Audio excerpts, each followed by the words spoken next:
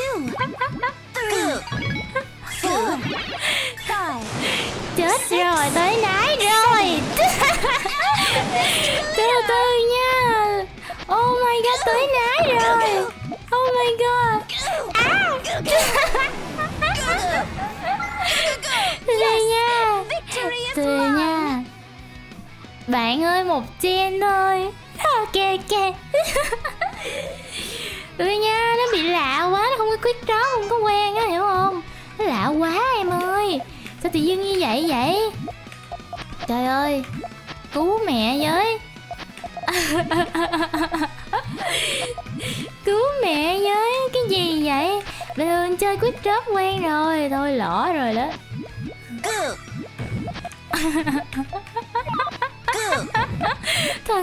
Thằng chửi một á. Ai da, người ta chơi gì đó 1, 2, 3, 4. Chơi với tôi ao trình quá, không cần phải làm gì quá nhiều à.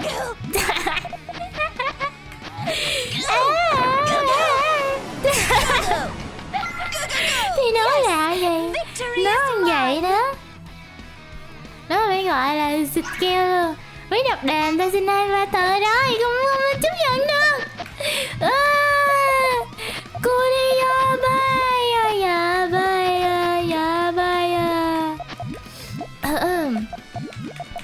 ya bay ya bay ya bay ya bay. Đang trồng cái gì lên vậy? Cô đi ya bay ya bay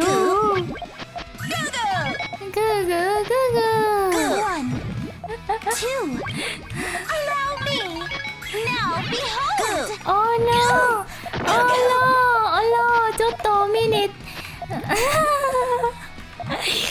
Ai cô đi và ya bay yo. No behold no.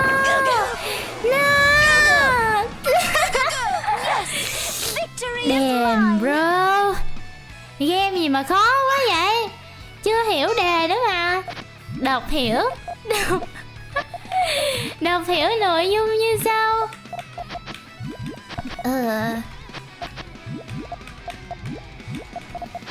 Giờ đọc không hiểu luôn sao?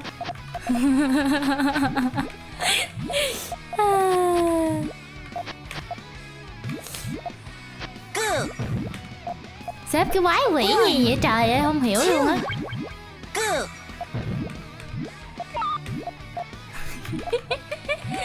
Tôi đang làm gì vậy?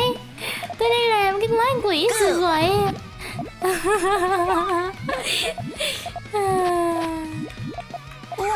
Trời ơi, rùi ơi là rùi.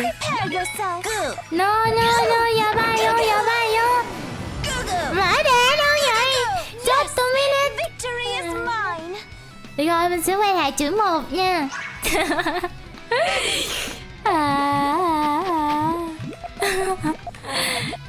Trở về với lại chữ 1 thân yêu của chúng ta.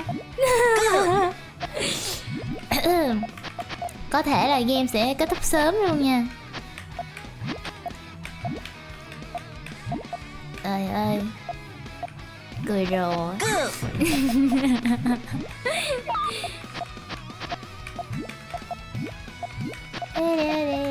1, 2. Cái quái quỷ vị vị. 1, 2.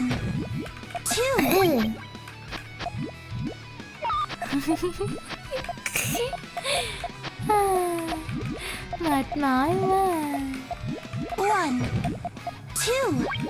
Coi kìa, tôi còn chưa biết xếp ở đâu. Người ta đã 1, 2, 4, 5, 6, 7. Cái gì vậy? 1, 2, 3. Cái quái quỷ gì vậy trời ơi, cứu với. Không có ghi bài được mấy cây. Khổ. Nhức đầu đi, chóng mặt quá. Ok nha. Wow, chiến thắng chỉ còn là chuỗi 4 thôi. Hay gì trời. Ê tô nè. Vậy là mình thua rồi đó. Người ta chỉ cần chuỗi 4 thôi là người ta thắng rồi kìa. Rồi mình thì sao? Chuỗi gì á? Ủa mà phải chuỗi 4 không? Hay đó là mình, chứ không phải mình đâu ha. Ghi được mỗi họ tên.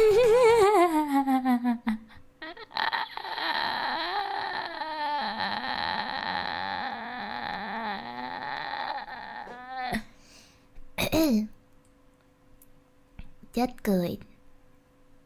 Rồi vô approve cho bạn thắng nè.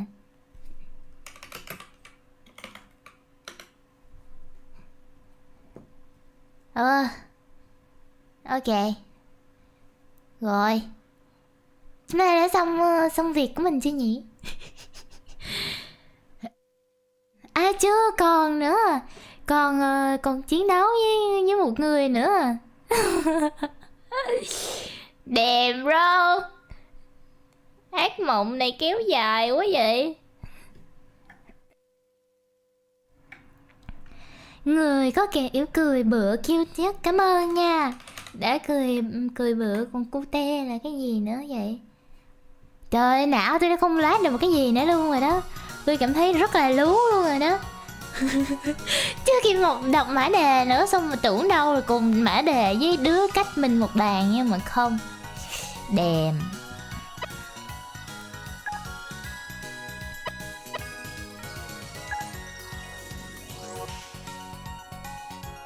Thấy tôi cứ ngố cái gì ta.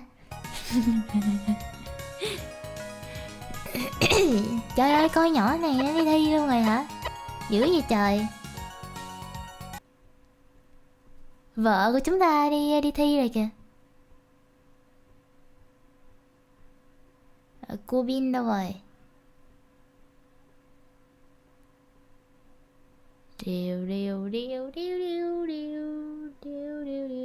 Đi xem mấy cái blog khác coi mấy con vợ của chúng ta thi blog nào.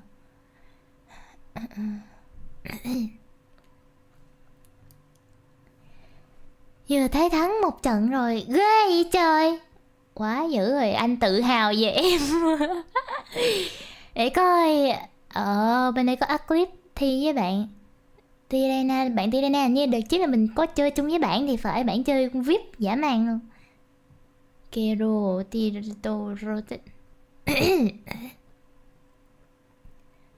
Ghê vậy trời, con vợ của chúng ta thắng kìa trời ơi, ghê chưa trời. Ra một đấu với Tama thì thua rồi, xong rồi sau đó thấy tôi hả? Hello Nadine ơi. Ôi trời ơi, cái cổ họng của tôi.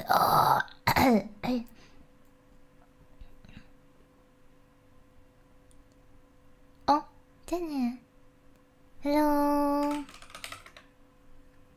Hello. You are me creator. Ôi, nhắn gì hai bên luôn vậy, biết nhắn bên nào ta?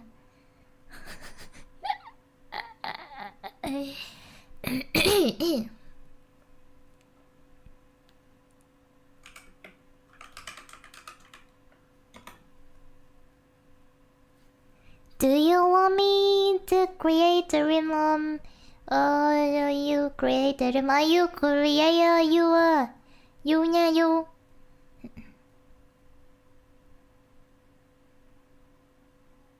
Hello, hi.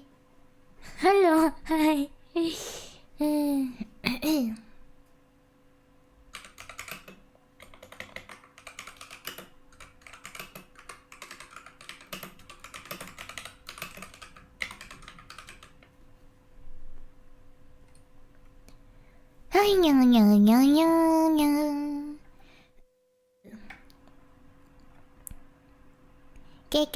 Cái rồi giờ chúng ta sẽ chờ đối thủ tiếp theo của chúng ta. Rất tuần á, tôi phải kiểm tra coi hồi nãy người ta chơi như thế nào. Vui là chính. Hello nha. Chào em, đừng quên like, share and subscribe. Oh no, giỡn mặt thôi nha. Chút tôi nè. Ra một bạn này đấu với bạn mà tôi vừa mới chơi, xong rồi bạn thắng 5-4. Xong rồi tôi đấu với bạn tiếp vừa rồi, xong tôi thua 5-0. Rồi bây giờ cho tôi chơi với người. Ủa có lý không vậy? Ủa đáng lẽ thua thì thôi luôn chứ có lý không vậy? Có lý không? Make no sense bro. Thì nhưng người vừa mới chiến thắng, người vừa mới chơi với tôi, mà tôi là phải đấu với người ta là sao có, hiểu quá vậy.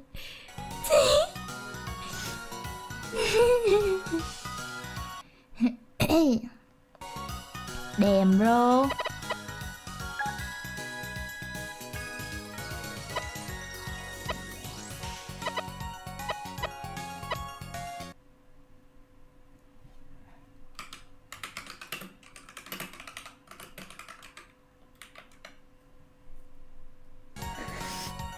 Gặp chết nhiều luôn ơi, gặp chết nhiều riêng.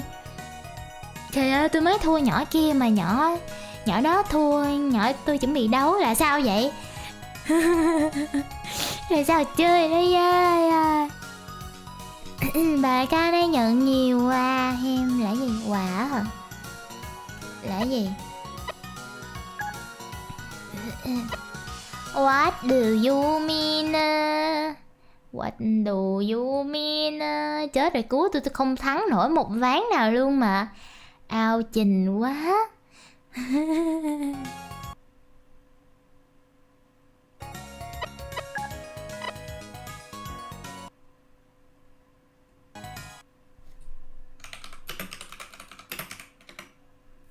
Ok. Rồi chuẩn bị ăn hành tiếp nè mấy vợ ơi, chuẩn bị chưa? Mấy đứa ơi, coi anh bị ăn hành nè. Ủa, đây Valentine trắng hả? Chồng yêu ơi, hôm nay là ngày 14 tháng 3 giờ đến. Ngày ba tên chẳng nghe, cũng chào một thời chúng mình yêu nhau, chúng mình yêu. Tuy không phải là quá ngắn nhưng cũng không phải là quá dài. Mấy ngày tôi biết không và hạnh phúc đến chừng nào. Hạnh phúc vì được nắm tay và được. Thôi được rồi, that's enough. Please go easy on me. Go easy on me, baby. I was just a child.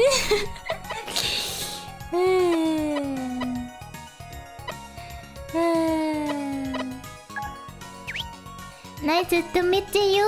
Nice to meet you. Coi, muốn xì bét tay thôi không? Chọn ai bây giờ? Cái con bịch bú nè, thật là vô nghĩa. Tôi sẽ kiếm một người khác đi. Em không biết nữa, chọn ai giờ? Bú. Chọn con cá này đi. It's showtime. It's showtime. Giờ bay. Go easy on me, please. Dạ bay, con người ta thả kìa. Trời ơi, thôi cứ chiêu thôi. Người ta thả cỡ này thì còn gì mà cho tôi nữa.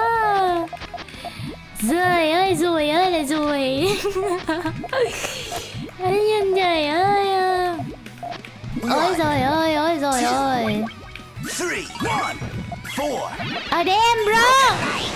Damn. Damn bro.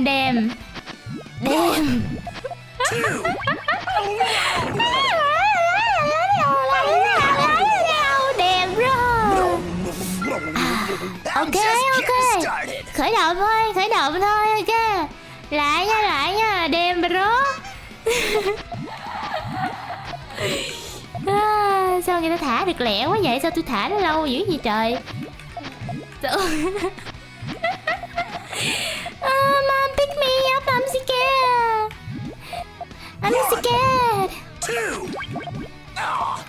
Mom, pick me up, I'm scared.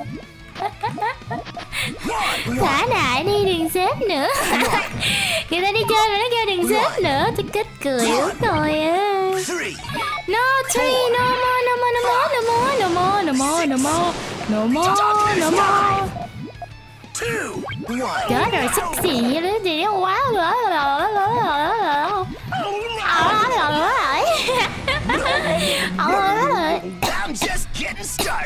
Ui nước anh, có cái nhà bay à. Nói đi. Tại sao tôi lại chơi với người chiến thắng? Nói đi. Người nhà bay ơi. Nhà bay ơi.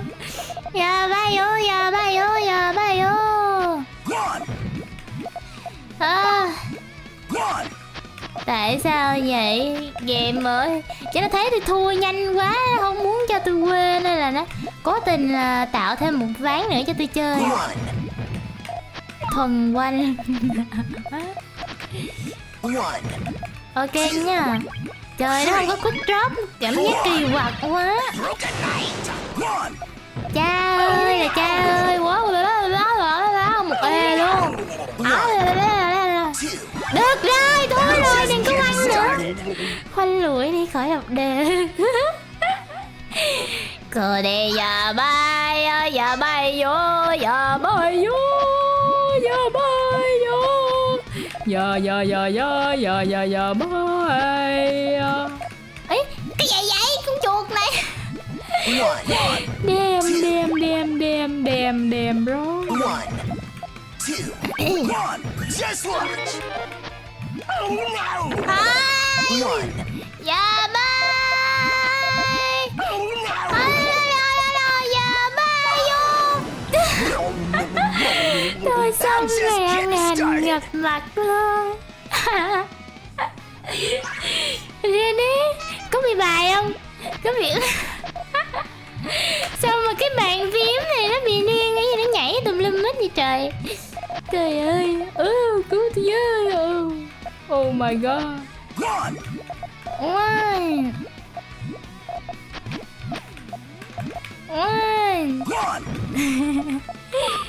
One. Không làm được gì thì mình cứ quanh thôi. One. 1.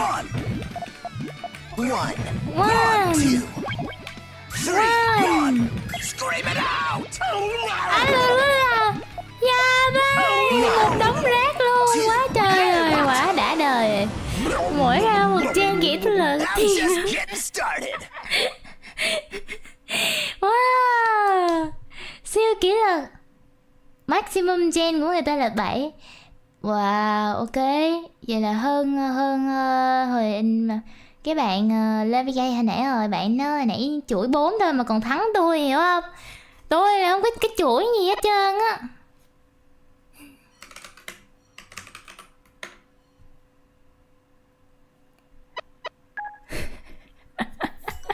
Nhìn trong video nó đánh tôi như cô vợ bất lực, mệt quá. Mệt quá, dẹp đi. Dẹp luôn đi. Mùa sau là mùa của chúng ta. Đúng vậy, không sao. Còn mùa sau nữa. Mùa sau sẽ là mùa của chúng ta. Liềm tin chiến thắng. Mùa sau sẽ là mùa của chúng ta. Oh yeah. Đẹp, quá láo rồi. Nghĩ sao bạn này chơi thắng bạn kia mà vẫn cho tôi đấu với bạn. Đềm. Kết thúc rồi đúng không? Tôi đã bị loại ngay từ vòng đầu tiên. Người ta chơi chuỗi 4 thôi còn thắng tôi nữa mà. Nice. Oh, nice. Đấu gì mà đảo lược xoay vòng nhức đầu, sợ quá.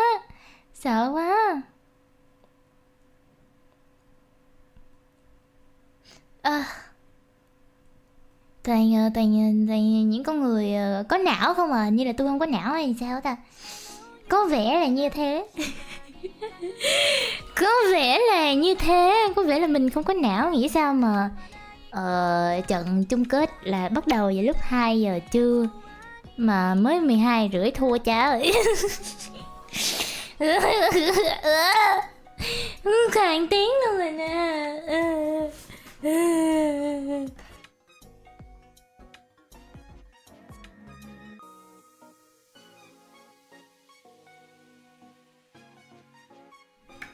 Đi kiểm tra con vợ chúng ta đang thi như thế nào rồi.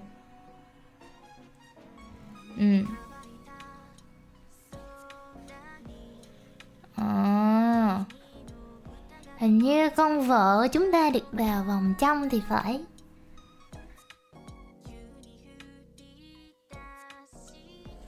Hết được bài sớm nhất, ra khỏi phòng thi sớm nhất.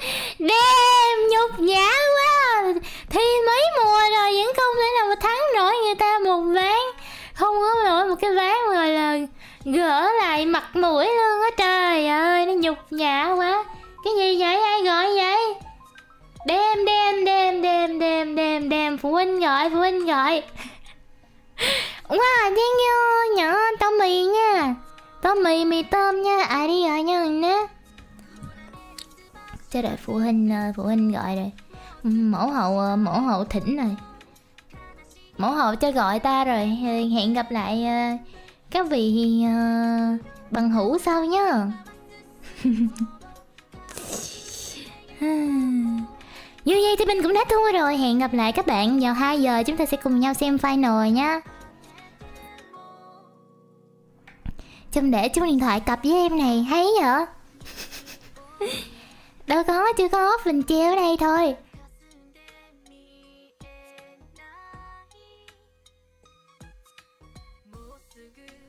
Tôi chưa ăn sáng, chưa ăn trưa, chưa ăn uống gì hết trơn á. Bây giờ đóng 700 cục đờm rồi. Từ lúc ngủ dậy tới giờ là máy tính hư liên tục luôn. Ngồi sửa liên tục, banh chành luôn. Trời ơi, run rẩy tới nỗi. Dạ, sorry. Run rẩy tới nỗi vô chơi không nhớ chơi làm sao hết luôn.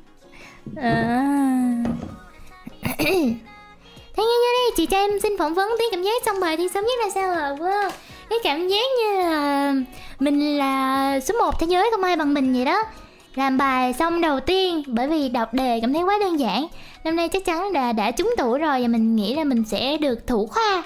Mình ra đầu tiên mà mình thấy những người khác còn đang cặm cụi viết, thật là một cái cảm giác nó rất là vua monster.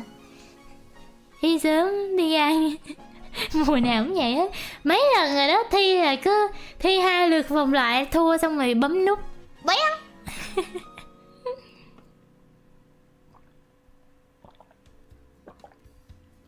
Xem stream này Yuka không bao giờ nghĩ gì cho mệt. Hay vậy ta. Chủ kênh không xài não thì người xem cũng không xài não. Amina-san, I forgot. Mọi người đừng quên bấm vào cái comment Yuka đang ghim ở trên kênh chat để làm khảo sát nha. Bên Sega, bên nhà phát hành game á, kêu tôi là kêu gọi mọi người vào làm khảo sát nhiều vô thì lần sau chúng tôi sẽ mang tới thật nhiều điều thú vị cho mọi người. Đó, nói vậy đó. Mọi người nhớ vô làm khảo sát nha, nhớ điền Hibiki Yuka. Nhớ đâu mà các bạn biết Hibiki Yuka, Hibiki Yuka, Hibiki Yuka. Các bạn đang xem stream ở đâu? Hibiki Yuka, Hibiki Yuka, Hibiki Yuka. Khảo sát đi lần sau đúng vậy, khảo sát đi lần sau tôi sẽ vào bán kết, ok? Lần này không vượt qua được vòng loại, lần sau mình sẽ vào bán kết. Hoặc là có cục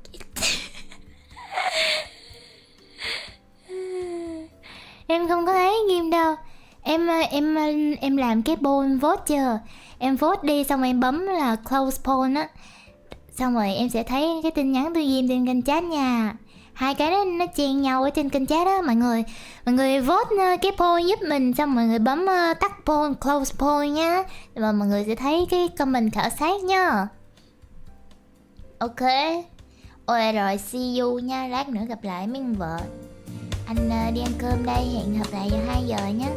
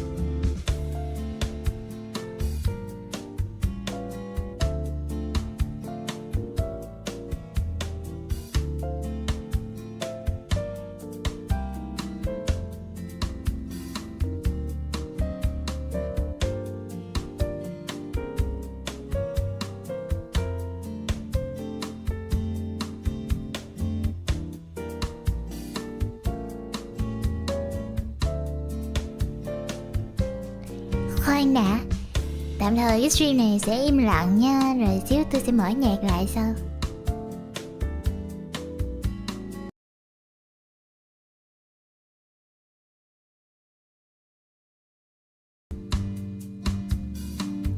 Ok.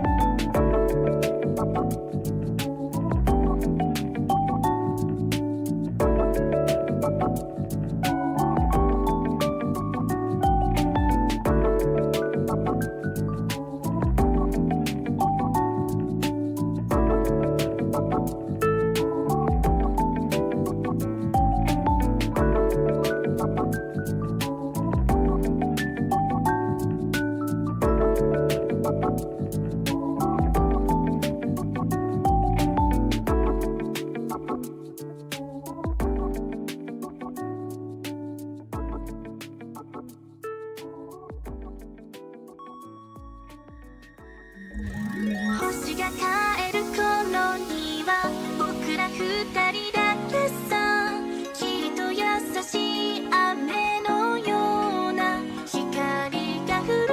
君と肩を並べて寂しくはないかな。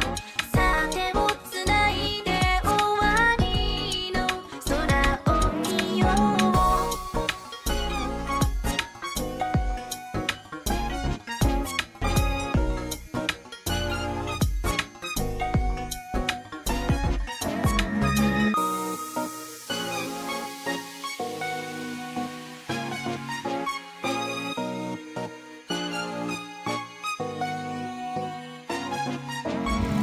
乾いた空に君の歌が溶けたのかな。急に降り出した雨もきっとすぐ止むよ。二つの太陽一つになって僕ら包む。過去の思い出も明日に綺麗に燃える。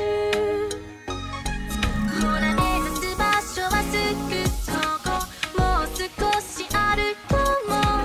悲しいこと夢も全部散ってゆくよ。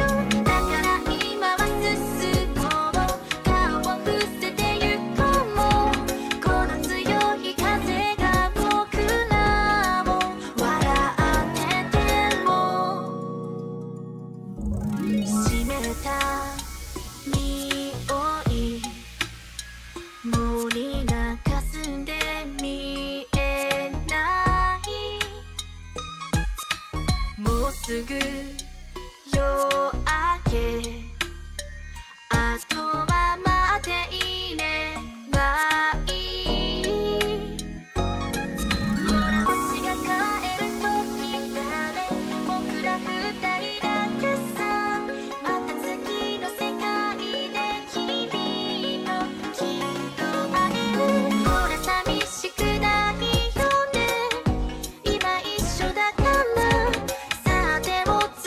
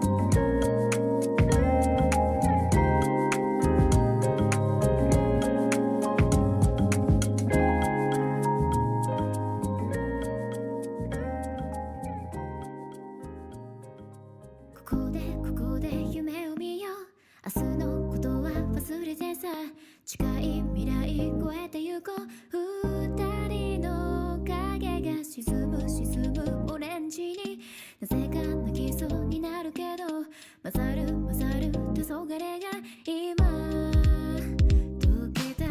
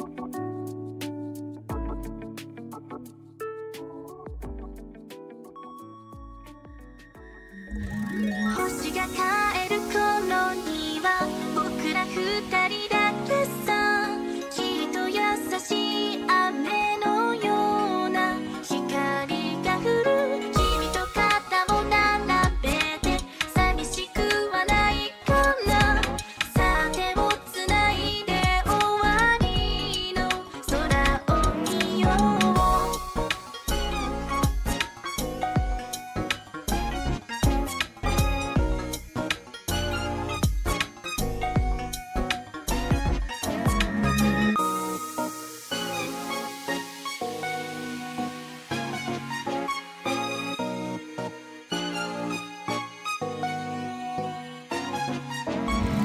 乾いた空に君の歌が溶けたのかな急に降り出した雨もきっとすぐ止むよ二つの太陽一つになって僕ら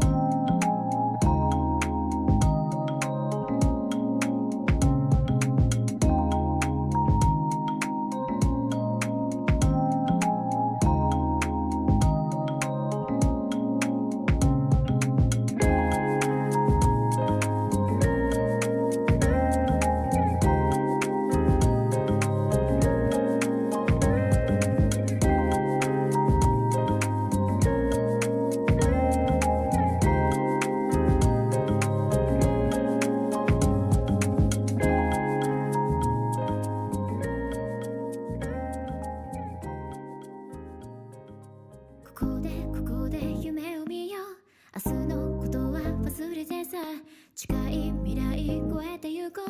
二人の影が沈む沈むオレンジに、なぜか泣きそうになるけど、混ざる混ざる黄昏が今溶けた。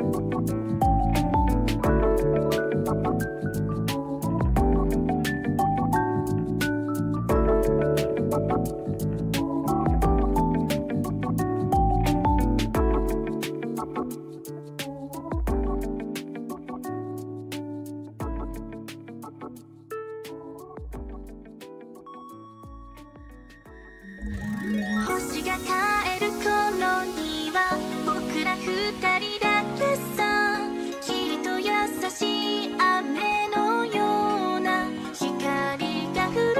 君と肩を並べて寂しくはないかな。さあ手をつないで終わりの空を見よう。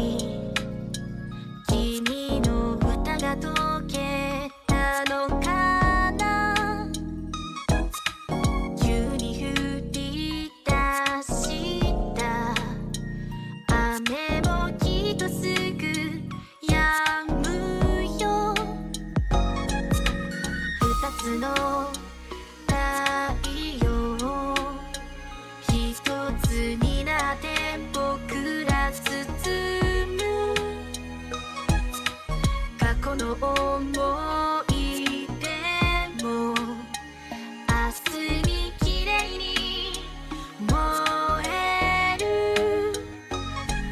ほら目指す場所はすぐそこもう少し歩こう悲しいこと夢も全部散ってゆくよだから今は進もう顔を伏せてゆこうもうこの強い風が僕らを笑ってても湿った匂い森が霞んで見えないもうすぐ夜明けあとは待っていればいい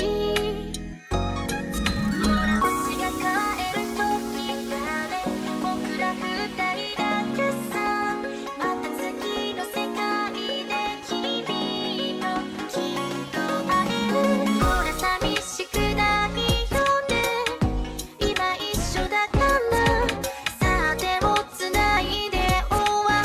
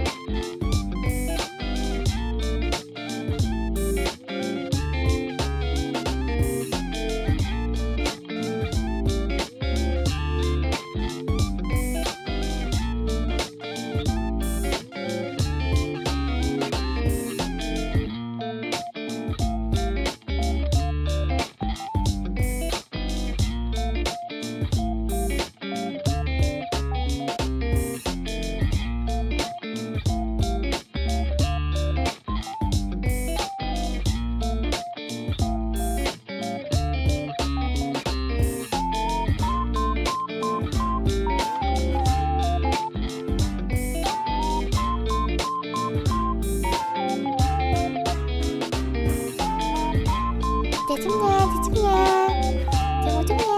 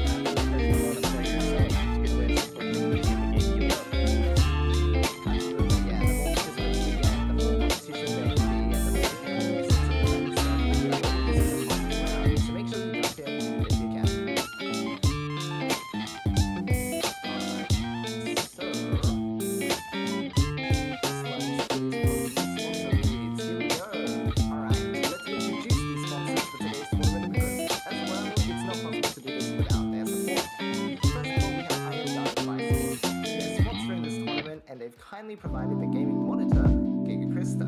It's the official monitor for the Sega official Puyo esports tournaments. So see, these are the ones that you'll see when players are coming in person to play their matches. Next slide, please. Next up, we have Puyo Life Insurance Company. Thank you as always for supporting Puyo tournaments. They're very consistent in supporting these tournaments for us. Next slide, please.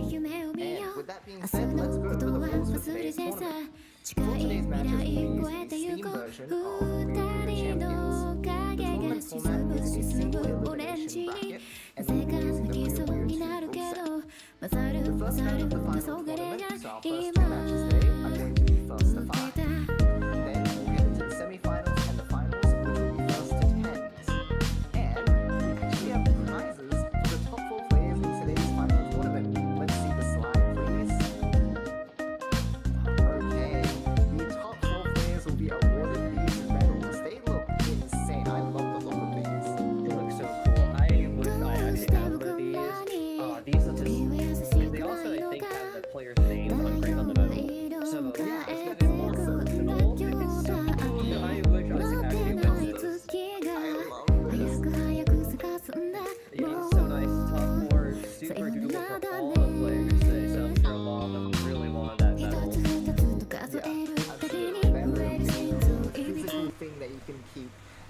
Hello. Hey, look, I played and got top 4 or second or first in this official Sega event.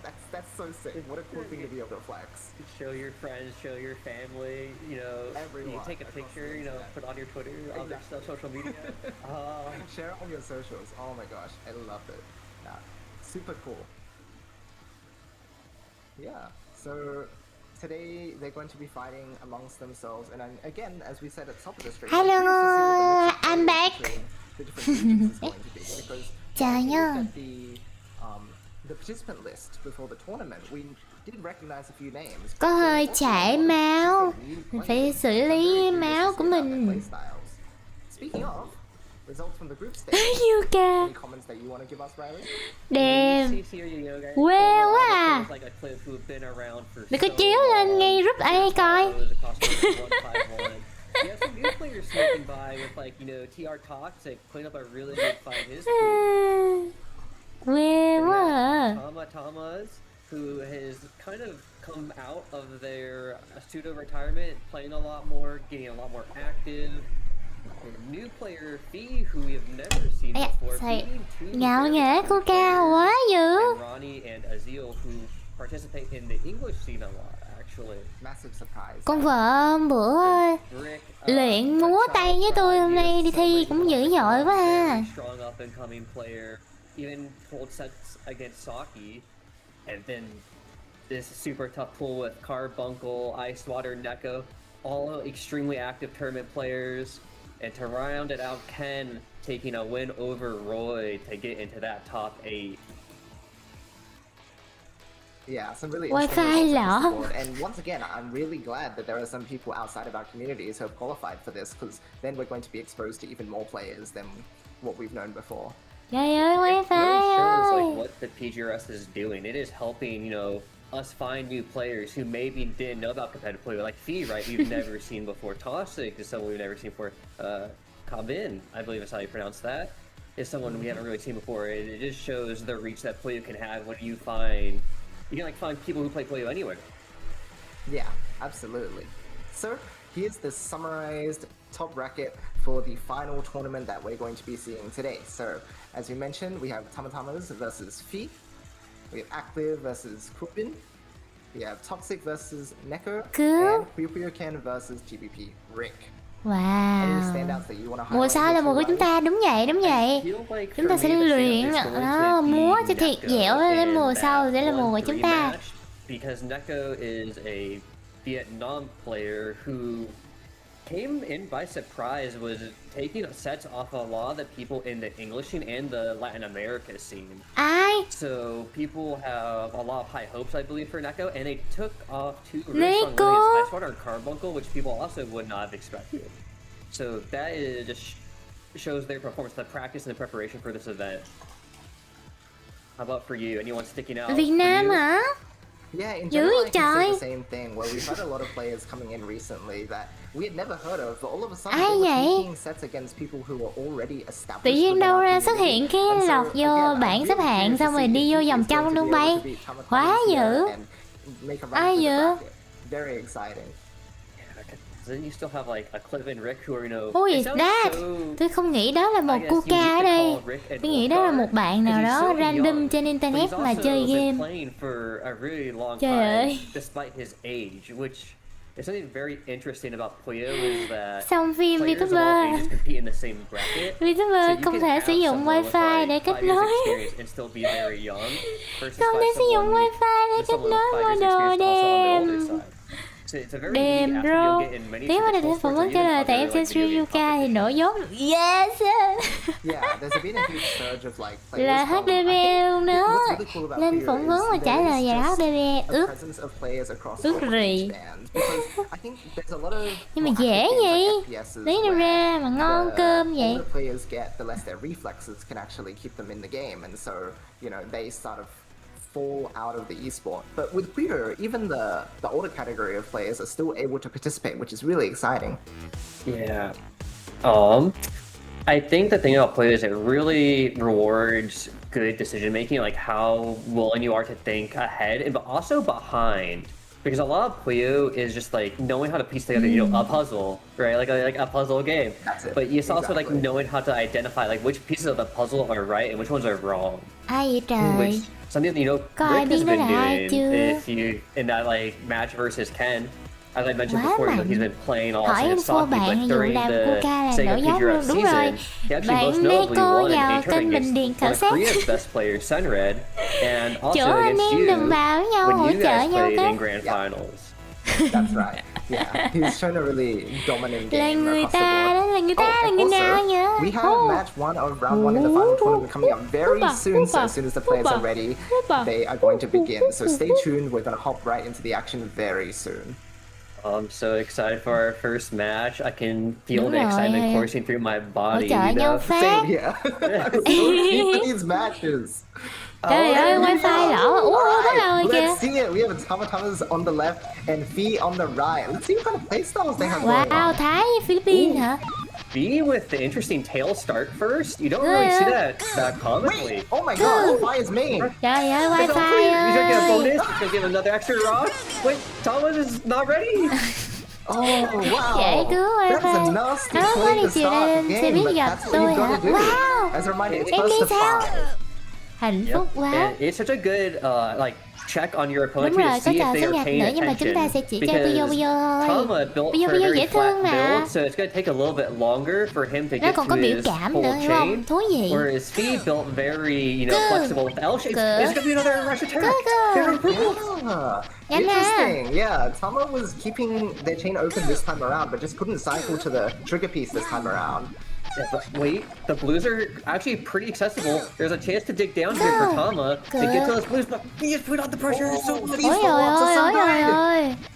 It is Ôi. just enough to cover Ủa every chơi time. sao mà quanh rớt một Gonna cục have to think tiếp about xuống the vậy? game Cục còn lại plan. nằm The đâu vậy? flat stacks are Đế. causing a little bit of trouble because flat stacks, while they are very efficient and they can get Nghe you a đồ lot lên of test blanks hả? on Ê, top of ai your đồ DTR vậy? position, they're Test also vậy á, very chứ crash susceptible mấy? to being buried with trash because, you know, they're so flat, you don't really get a slope to dig through on. Very much true. Cơ. And Phi is just like running away with it right now, going rush attack, and Ai still đồ being bị able to trời. win the game off of just that. So Thì we'll xong see if vậy, that tin continues đế to có be a chuẩn không trend. vậy? Although it looks like he's taking his Coi time this kìa, time sao người ta around. xây đẹp quá vậy? Coi người phối hợp màu nhìn là thấy nó rất là sảng khoái, khoái khỏe trong người đúng không? Còn anh sao anh phối màu với lại lắm? À, anh còn chưa phối lên được cái hàng ở And trên he gets cao his đó. chain off just on time. Tama just needs to Anh rebuild chưa to lên tới beat đó là this. đối thủ nó tán anh, thế là anh rồi. And this is such a good efficient main chain. It's gonna be a huge 11! Cư, That's so impressive! And he is showing that they can play aggressive and they can chain efficiently. That is a dangerous Yeah. combination. That is an amazing skill set to have, because a lot of the time players tend to lean on one side or the other, but it seems that Phi is not compromising on main chain ability even though he was rushing. Incredible. Wow. It's tough for Thomas right now because I feel like their chain is efficient, but they're gonna get to the yellow. Oh, they made Ồ, it. quá ta. Oh, in time! Ý là tôi cũng cố gắng để chơi lắm nhưng não tôi nó không có comprehend được game xếp hình. Nice! And Tama now finally has advantage for once. Xếp hình mà kiểu như Yeah, cho it's 6 not mảnh với the nhau worst xong for xây Phi xây that xây crash xây về on đúng his vị right trí side of thì the board. ok He gets còn dig cứu down được. on. It does go quick to the respawn, but still Chứ almost cỡ survived. tôi là chỉ chơi chọn Yeah, hai that's mảnh gonna be ghép tough giống to get out nhau. of now. That garbage has just really filled up that field. Xếp mà có tính toán Oh, là Thomas gonna use very smart play, tank the damage, so that way he can send more damage on his next attack. Oh, he's gonna keep extending. This is gotta be dangerous because you're giving so much time to Phi now to build back up their board. Trời ơi, Yeah, wifi now looks lỏ like rồi Tama's cả the one nhà who's in a tough ơi. position. Let's see if they can Tôi follow xong up and phim mà tôi có cảm giác từ nay trở đi chúng ta sẽ livestream như vậy They're không? getting pretty Cái close. màn hình Okay, đứng quick chain một response, cục but a quá. huge forward from Phi. Wow. There is so much time. Wait, the three is another four back. There's gonna be a Ôi line for rồi Tama. ôi, Oh ôi my rồi gosh. ôi. It's only one round. Incredible back and forth. It's only four turns at the More end of it. damage! Okay, but look at Tama. This is a quick three. They're gonna look for the purples potentially to extend off of it. No, they're not. Cái So gì it's a mà three. tìm một But Tama tím gets a rồi four. ghép vô là cái gì? Oh my gosh. He is so ready for that. Sends back and now Tama's Là the cái one gì? with garbage all over their board. Nghe The thì biết tables rồi have đó mà không turned. thể hiểu And được the là greens, the greens. Get the greens. Oh my gosh. Sao vậy? Sao mọi người có Tama não played vậy? so greedy and it is keeping it alive Yeah. after. But it looked like it Good. could have been his round Good, early good, on. But good, Phil, good, sorry, Fee good, is keeping at this good. very, very top of the board. Cứ Oh, but finally, maybe a decisive attack? Is it over? It's not over yet! Tama is still alive! You never give up, and not until that X is covered. And Tama says, no Good. matter what happens, we keep Good. trying. You gotta respect it. And that's the final blow. Wow, what an incredible back and forth. Even though the score is 0-4, I think the game is much closer than what the score is saying. cái con nó dễ thương mà cái tên Had nó không dễ options thương in như that nào. mid game to pop the fortune, try to secure the round, but maybe the resources on Fee's side just looked way too scary. Cố lên các bạn. So we'll see. Because Mấy bạn này chơi giờ còn nhẹ nhàng tình cảm lắm nha, chứ tôi nhớ tôi coi final hồi tháng trước tôi nổ não rồi. Chơi này là tình thương với thương rồi anh em gọi gì ta, rất là nụm bập để it seems lấy like nhau lắm rồi Tama đó. at the beginning of each game has been losing a bit in the speed department, which means that the resources are at a deficit too. And he is forced to set up main chain. Oh, the entire Coi time trong tình trạng hoảng but hốt. it's still a six chain. But it looks like it's gonna be. Cái này là tình cảm lắm rồi đó. Trời ơi, đúng là anh em châu Á của chúng ta quá là tình cảm, quá là ngọt ngào, tuyệt vời. I thought the Reds weren't gonna link and that was gonna end. Chơi mà mình cảm nhận được tình thương ở trong rồi đúng không? Tình anh em. Oh my god. But that follow up from Fee! I am flabbergasted. He just came out swinging and with a clean 5-0 victory for Fee. Ồ, That's insane! Gonzalo? thắng rồi nè. Xong That rồi. was intense. That was what a Wow. way to Thật là start dữ this dội. tournament with like there were signs of life for Tama, but Fee just knew how Bữa to coi nhỏ, keep nít the nó với anh momentum going and tuổi set the hiếu mà. pace of the match. That was so explosive. You're absolutely right in saying that. Fee was the one who set the Không hề game flow dàn dựng for that tí nào entire luôn match, nha. right? He Hơi started tiếc. with a couple rushes, and then Tama went, okay, I guess I have to make sure I adapt. And so Ê, I will quê build quá, đi safely. thi mà But bị then, nít đánh as thắng Tama built thì safely, chắc Fee không just đăng ký whipped tham down gia an 11 luôn á. chain. And it's like, what do you do when you're in Biết Tama's trước kết position quả at that gì point? tranh It's đấu so làm difficult gì? to fight against that. Khỏi luôn Yeah, nè. it's really tough because when your opponent is attacking you first and it's either very all in or they go into main chain, usually you want to look for counter chains or mid game attacks. And Tama had really good adaptation to go away from the dangerous flat stacks into more of the L-shaped kind of Sao rành extensions. quá vậy ta? But what was kind of missing, I think, were the attacks to try and disrupt Fee. Because we never really saw Fee have to fight, like too often in mid game, and except for that round 4 where Tama and Fee were just back and forth for like what felt like a good minute and a half.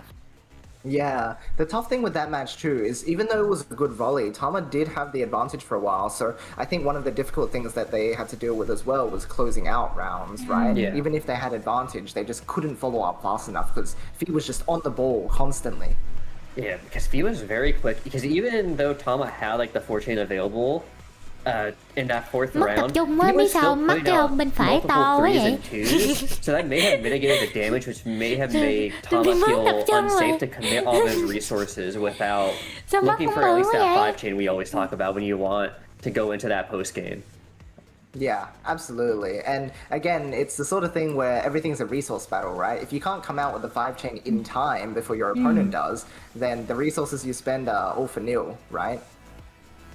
Yeah, and so I mean, there's good lessons to learn from that though, because Tama Chữ I đâu ra think nhiều is dữ a vậy trời pretty ơi, xin strong vía player. rồi. I don't think Xin vía chữ tu they will like ngon. sit down and be like, well, that's it. I think they're gonna keep practicing. They're gonna keep playing.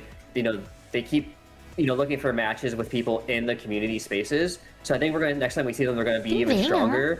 And for Fee, I'm excited to see more of them in this event. Like, I'm very curious how other players Vậy will á, handle bỏ it. kính ra I coi think chừng there's sốc like Clem was visual. also on his side of the bracket, along yes, that's with Cobbin.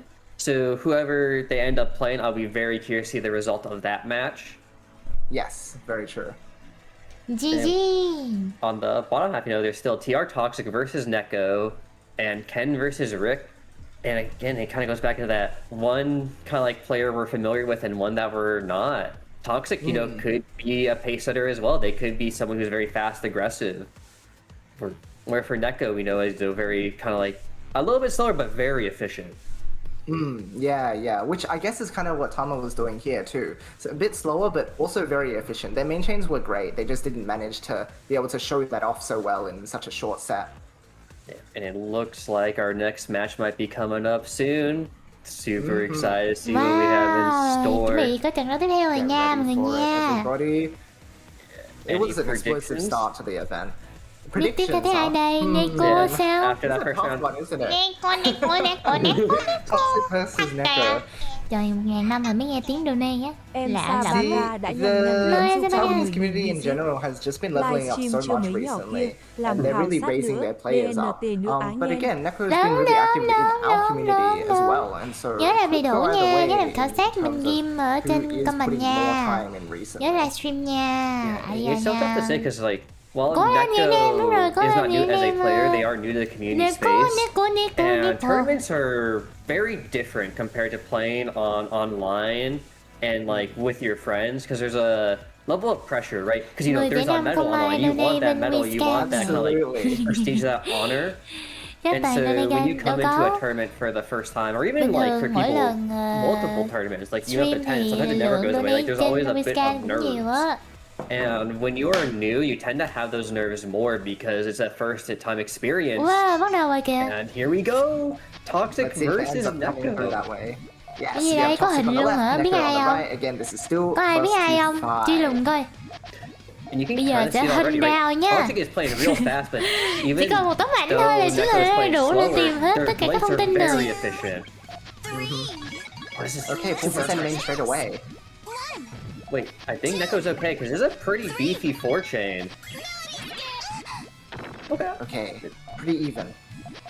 Yeah, but wait, there's a lot of power from Có làm gì Toxic.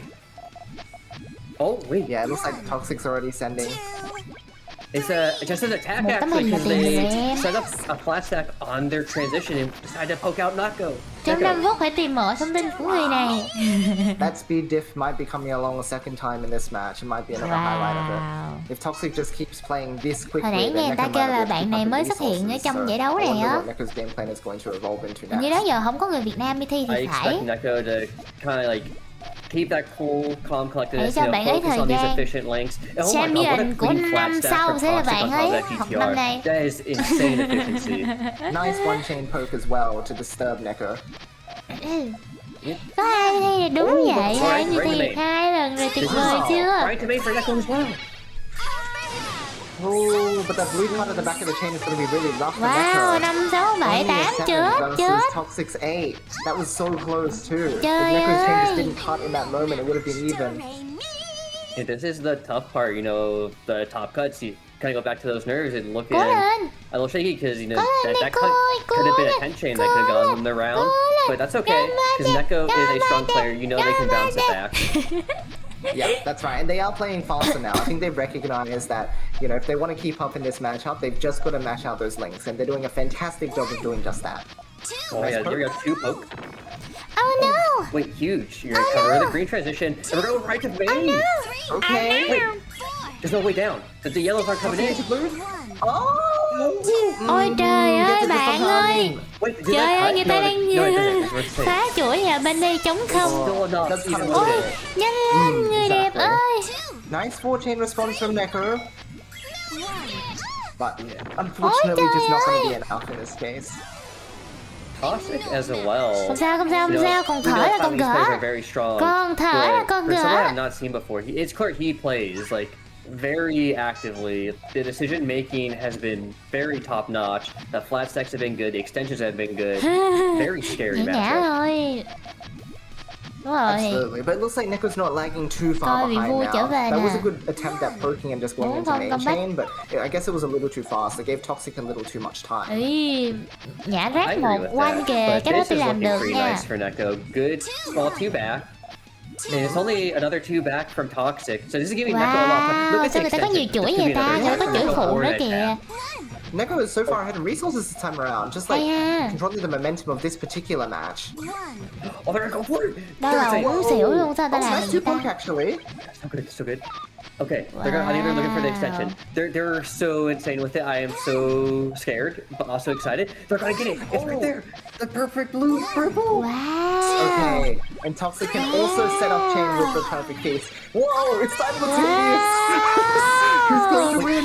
Wow, It's so close. đến Neko's cùng running out of research, but they should have the red purple lane. And then nhau. the huge power on the 10 for Trời Toxic. ơi, 10 chuỗi đôi rồi, lỏ rồi, lỏ rồi, chia buồn với vàng nha. There was so much group bonus on that 10 link. It added like an extra 20k damage. Dữ không? That is Yeah. crazy. Such a massive group to end the chain.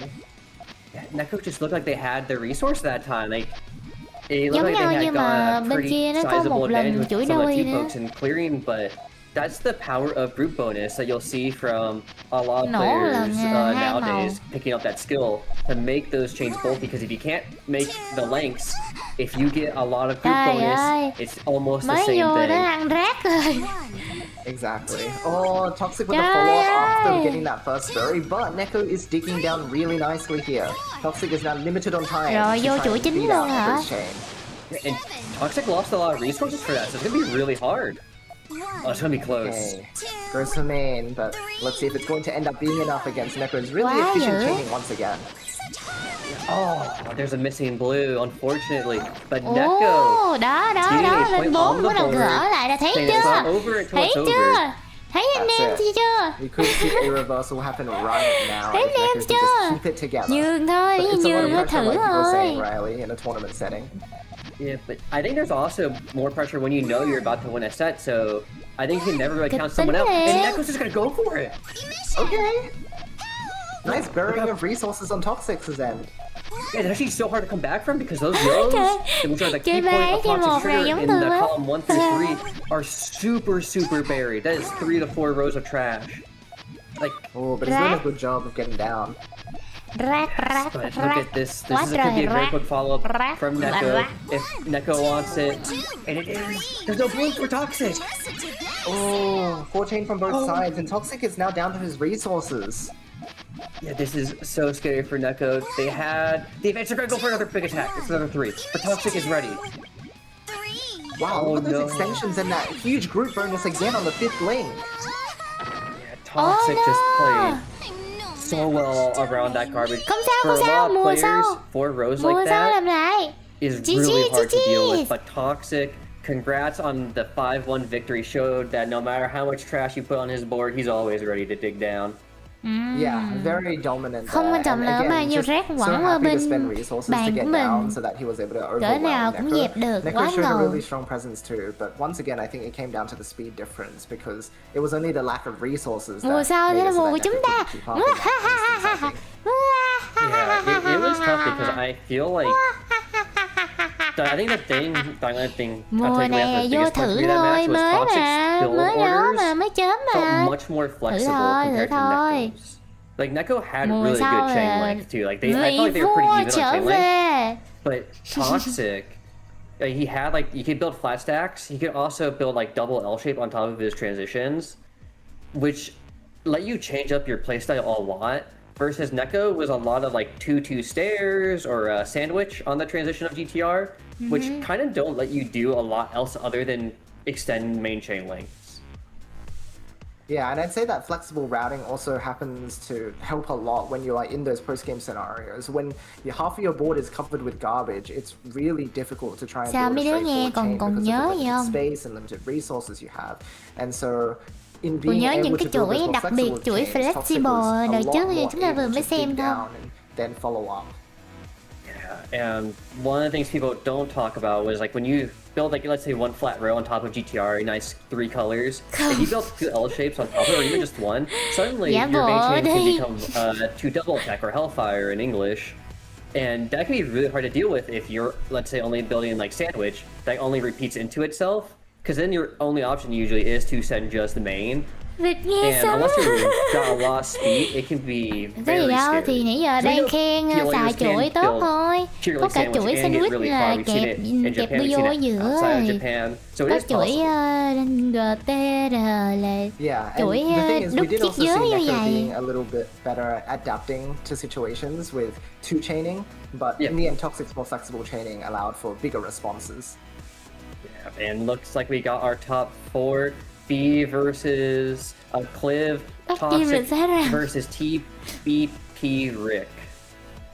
Indeed. This It is looks an like exciting- pretty dominant wins across the board Clip. in that first Được round. chứ, hey? tôi đấu với Clip Yeah, đúng không? and Vừa mới vô ván đầu tiên sometimes cái đấu it's so hard to với say cao because thủ like it luôn says đúng không? 5-1, but we saw even in the Tama and Fee with the 5-0, like they were going back and forth in some of those rounds, and even for Toxic and Neko, we saw the adaptation on both sides to Cao adjust to each thủ other. còn có một So cao there's thủ so khác. much the numbers just can't tell Còn you. cao thủ So you hơn know nữa. the players who made it to the top 8 are strong. It's just, when you only get one chance in the top Nơi 8, tạo ra right? cái Someone's em gotta này. win, someone's gotta lose. But we still Pháp sư are happy Nhật to see them Bản. participate.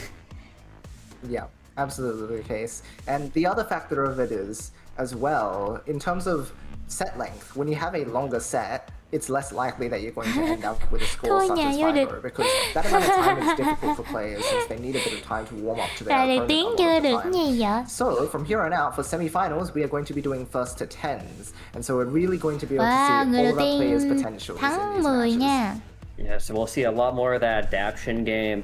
I'm very keen on that because I feel like first to 10s compared to like 5s or like even 15s are like comfy zone where like you get just enough time to adapt. And you also get enough time to Chết like rồi buồn ngủ do anh em mới ngủ crazier con tiếng à. strats, but also adapt to Hai them mắt nó too chớp đấm because they're at most 19 rounds. Cũng được. Tôi If phải you go to, coi like, a ai là full người match, chiến which is- thắng, that is tôi a không lot thể of là rời match, đi được. right? That is a lot of juicy Puyo content. Yeah, absolutely. And I'm curious to see what a player like Fee is going to do in this situation. Because he's able to do so many different things, he can rush, he can send main chain, right? I'm curious to see if he's going to still change up his playstyle throughout the entire set, or if he's going to settle with one thing more so he can get more consistent wins. And we're about to see what will happen now. And it's going to be so Nên là interesting không biết là because sẽ- Cliv is để very chơi used sao to playing xài against chiến aggressive thuật styles gì. thanks to a certain Rất tò player mò. from the PGRS, DDR Dan. Đã quá ha, So mấy he người will mà have tay some to đi experience in chơi this ấy, người ta where tò mò he không biết người sẽ got xài chiến actually thuật some of gì. the activity experiences Tôi đi with chơi Samba. người ta tò mò không Oh, biết he's tôi the làm aggressive trò one this hay. time. Active finds the two chain to start. Hoặc là không có gì Yeah, để it seems tò mò like cả. Cliv decided to pick up some new tricks for himself as Thể well. giải thương có một người mà còn là nhà vô địch quá This is đã. a It's a pretty tough situation for Hay vậy Fee. trời, cái đó là thua cái mùa trước Huge rồi, power cái đợt forward mà from a Cliv, and bot 3 is really thi cái good gì from Fee. tournament It's not gì going to 4 be hay sao enough. á. Là tôi thua Aclip xong rồi Aclip Interesting. cũng So thua what we're seeing một here pháp is sư nào đó Aclip is bên Nhật deciding thì to phải. take the momentum of the Xong match rồi instead, không so that hay là Fee pháp sư doesn't Hàn have the Quốc nào đó opportunity không to. được vào vòng trong. And I think what you gotta do Bảy against chơi đỉnh players like nhưng Fee mà who really like to play that mấy người aggressive kia đáng style sợ quá. is if you can out Mấy aggress pháp sư them, Hàn Quốc với pháp sư Nhật Bản then đáng they sợ don't really quá. get to do what they shine at, right? They don't Nhiều get to khi show năm what nay they are bạn really quay good lại at. tay bạn to hơn rồi đó. And that can make it very difficult and almost like frustrating to play against sometimes. Ủa 'Cause sao it's tao like, quăng man, lẹ quá vậy ta? Sao I'm tôi so quăng nó đâu ready, như điên but vậy? I just can't get these attacks off. There's a good response from Fee though. Ooh, nice send back, but Aclip had another follow-up after that. He's now just sending main chain, it looks like. Yeah, Fee did not want to risk extending on that green-red, but it looks like Aclip is ready. Ngầu quá With a à. huge 7. Xài chuỗi xong rồi xây lại liền được luôn á. Sao mà xây lẹ vậy trời? Extremely dominant. Nice follow-up chain from Fee, but it's not gonna be enough. Wow. Yeah, and we're seeing the back and forth now. Aclip, showing what efficiency and speed can do for you. All Thắng cái that màn đầu tiên hồi nào time he vậy? has Sao tôi spent không biết? grinding year after year, and event after event, really shine through right now. Sao thay rồi? Một Yeah, hồi like nào you vậy? mentioned before, really player experience is what allows players to Lẹ dominate quá in this vậy? field, and Aclip Để. has been a long-standing member of the community. He's played in Cái so game many này á, different cứ cảm giác là tournaments, nó and cứ so ao this trình dần, ao trình dần, ao trình experience dần á, is so hiểu không? familiar to him. Mình vừa mới chiến thắng Yeah, vẻ it's like vang xong studying, vô right? trong Or mình like, đã bị bó playing hành, in a xong rồi mình sport, thua right? ngập The mặt. more reps you get, Xong rồi cái người the vừa mới chiến stronger thắng you'll be, the vẻ more vang you rồi can bó adapt hành to. cho người khác. Bước vào vòng trong lại bị bó hành ngược lại. So they have quite a bit of skill. It's just so tough when you have to fight someone with a lot of experience because they've been through it all. They've been through the Game ringer. gì lên voi xuống chó, Yeah, thắng that's được right. màn It's vô really vòng trong difficult anh to try hành, and devise a không thắng được strategy màn that'll vô get vòng trong around anh to hành. everything that Active has seen up to this point. And currently it looks like there's a bit of struggle here. But I think they still have the potential to take some rounds off to start with. Nhìn với em dễ thương quá, sao tôi không And sắp there's được some adaptation ta? right here, right? Switching their Thiệt chứ? form to the right side, which allows them to take more trash Sao đó là nha? because they'll have 3 rows to work with. So Happy there's options on the table, evening, but good a claim with a evening, really nice, you know, have a kind of nice sandwich there evening, with the purples with 2 nice options in tea, between. nice Such a drink, clean, solid change to nice start with, cake, but Fee is trying to poke and poke. That ghost throw maneuver from Acliff to get that yellow up there for the defense is insane. But it's I think we're- full chain from Fee? Does Active have enough time? I don't know. There's kind of a lot he needs to work on. Nhỏ but tới I là một biết think chơi he với em doesn't gì have không? Tải về chơi thử chưa? There you go. 1 to 3. Biết đâu I like viết it though xong because đi thi Acliff, you know, he was cái trying to camp at the vẽ top. He didn't ra want to send như- main. And he said, you know what? I'm Vẽ not gonna ra let you do that. Cooker I'm sending main. Basement. And then Acliff didn't have enough time to That's clear out everything. Tôi là That tuyển was thủ fantastic play Puyo from Puyo. Fee, definitely. Taking advantage of the fact that Ngạo Active nghễ seemed to be Luca so luôn. willing to play that mid game that it actually drove him away from making that main chain work in time. And that's like the difficult part about Ai making mà is đi knowing thi how cái much này mà resource giành you được should spend final versus cấp là save. mình Because if you don't use it right, Mình, you don't get mình that tặng damage. cho You các don't bạn get, món you know, quà that nha. Puyo garbage output. But if you use too much, then you Các may bạn fall chiến thắng được behind. pháp sư Nhật Bản rồi, các bạn xứng đáng nhận được Stuck món one of quà the thiệt top bự. players, but it looks like Active had just too many resources available. And this is something that he's also picked Chứ up over hỏi time, gì? that he knows Chơi how to thử use chưa? the different sections of his chain Biết đâu and break VIP them xong down in rồi order to keep cái, making follow-ups. So even though làm he tầng created hầm, so many rạng danh thì follow-ups sao? out of nothing, Chứ để ta Active tưởng just tầng hầm had toàn them ngố ngố available ngố. at a moment's notice and was able to Cô use ca them mâm in order một. to gain advantage there. Yeah, and the build order from Acliff has been so good. No, it's like on the GTRs against like aggressive players right Yeah, now. các bạn, He's only built đừng quên mua one Puyo flat, Puyo you know, that Challenge one để row thi of nhá. reds. But then the greens and yellows and purples afterwards Các bạn are thắng always sẽ kind tặng of các been bạn more món quà L-shaped, thiệt bự. so he can stay flexible on what damage he's going to be taking. But he is trying to poke so much. It looks like Active was the one that caught Fee poking too much, and he was just like, okay, let's just send main myself. Đúng rồi, lên mâm cao nhất ngồi luôn, rạng danh tầng hầm. Actually go to the yellows too. Wow, It is 13. 13. How dominant. And No. he once again hitting that amazing Không 11 làm lại chain. rồi, But trời ơi. against someone who's sending you a 13, there's no chance to cancel that Wow. advantage. Còn chưa Yeah, rớt hết this rác is nha, why we còn say rác sometimes luôn the á. the numbers Rớt don't được tell you the nữa full luôn á, mà story. hết phim Because, you rồi. know, 5-1 as some of our earlier rounds, but B has been keeping it competitive, right? Those have been 11 chains, they've been pokes, there's been attacks, there's been full chains. He's trying everything he can to stop Acliff. Oh, he's looking for the all clear, he wants it. Yeah, so much hesitation there, but now Active is so ahead in resources. This is going to be a really tough match. And that's the danger part of those mid-game all clears, right? They are a huge time commitment. But wait, he's just going right into full. Acliff, he's The way he greens. links the back of his chain is so cool. Look at that. Wait, that actually might be enough. I don't know if Acliff has enough actually. The 5 double is not enough. Yeah, 'cause they're same color red, so there's no giant color bonus. Where he Wow. had the purple red color bonus on top of the power. And this is where he wants to be. He wants to be on these quick pokes. Follows up with a 3 chain, but it isn't a 5 chain. So wait, huh? Wait, no, wait, the blues. Okay, Hey, he wants to reverse it. You see, like the Hôm nay tôi red thấy into nó greens, chill hơn ở and mấy then cái it goes mùa back down to red final again. mà. Hoặc là okay. tôi năm Active mình has gone for a 4 long rồi ride đó. now in order to make a decisive Mấy cái mà victory. 4 với final nó căng lắm, hôm nay tôi thấy nó I khá guess là it depends chill on á. the Vậy speed, mà but tôi he vẫn has không to come làm with được. efficiency. It's so close. He's taking to the right that he needs. So he's gonna opt out Dễ at the vậy là cũng không làm against được, the không blues for thắng nổi 6. một ván luôn à.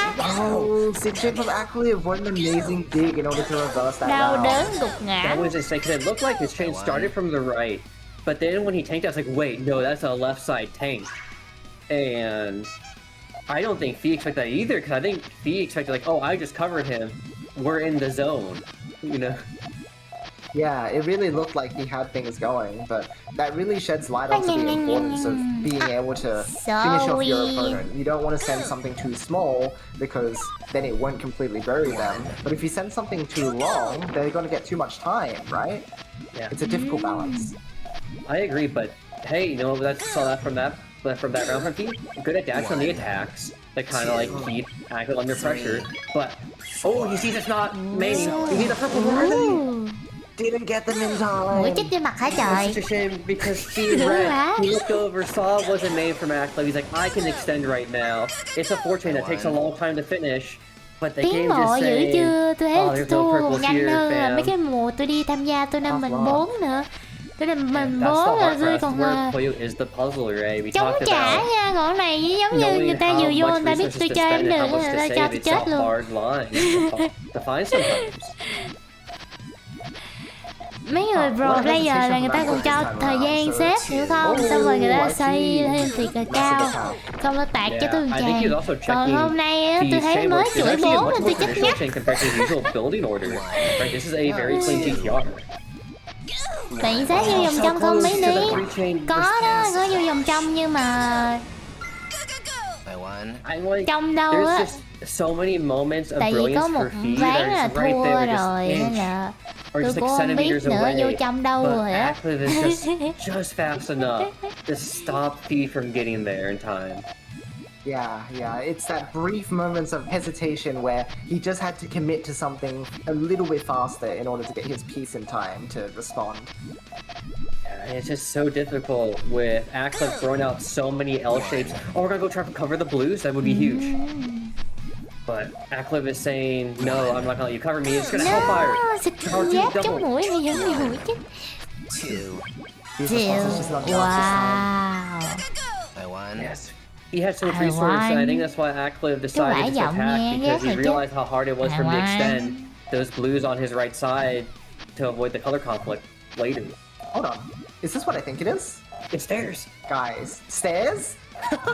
That's incredible! Look how Stairs. beautiful they are! Yes. The thing that Say people go like to hang joke it. about Stairs, but Stairs is really good at putting down a lot of damage if you let it. Stairs can get out of control real fast. Sẽ cầu thang kìa. Oh, wait, he went for the greens! He didn't catch the blue ultimate trigger! That's so wrong. Ê, he đó chính là did it. tôi vì I đặt know xây so xây much xây meat xong on người the ta back tán of cho those một cái sấm mặt. stairs. It could have Such a been beautiful huge. shade. Đó chính là I tôi was so đấy. excited to see it. Tim, and to be fair to Fee, it could have also been you thought Active sent main, Lâu so lắm rồi lost mới more thấy người damage. xây thuần Because cầu thang Stairs vậy like ha. true power is when you get to that Bình final thường mọi link, người trộn and it tả biết all lù just nhìn pops chả biết at đang once. xây gì á. Lâu lắm mới thấy có một But cái yeah, cách build mà Yeah, nhìn vô biết Active, đang build cái gì. congrats on the victory. Showing GG. Moving on to grand finals. Áp đảo. also Quá showing dữ. all the practice he's been doing since, you know, the PGRS like overseas finals where he went out, I think, earlier than he would have wanted. I know he was really wanting to go to Japan for that finals in Japan. And he is showing like, I'm still here to play, like next time I'm going. Yeah, absolutely. I'm really excited to see him continuing to play in tournaments and prove his worth because he's more than proven that he's capable and he's still continuing to in tournaments like these.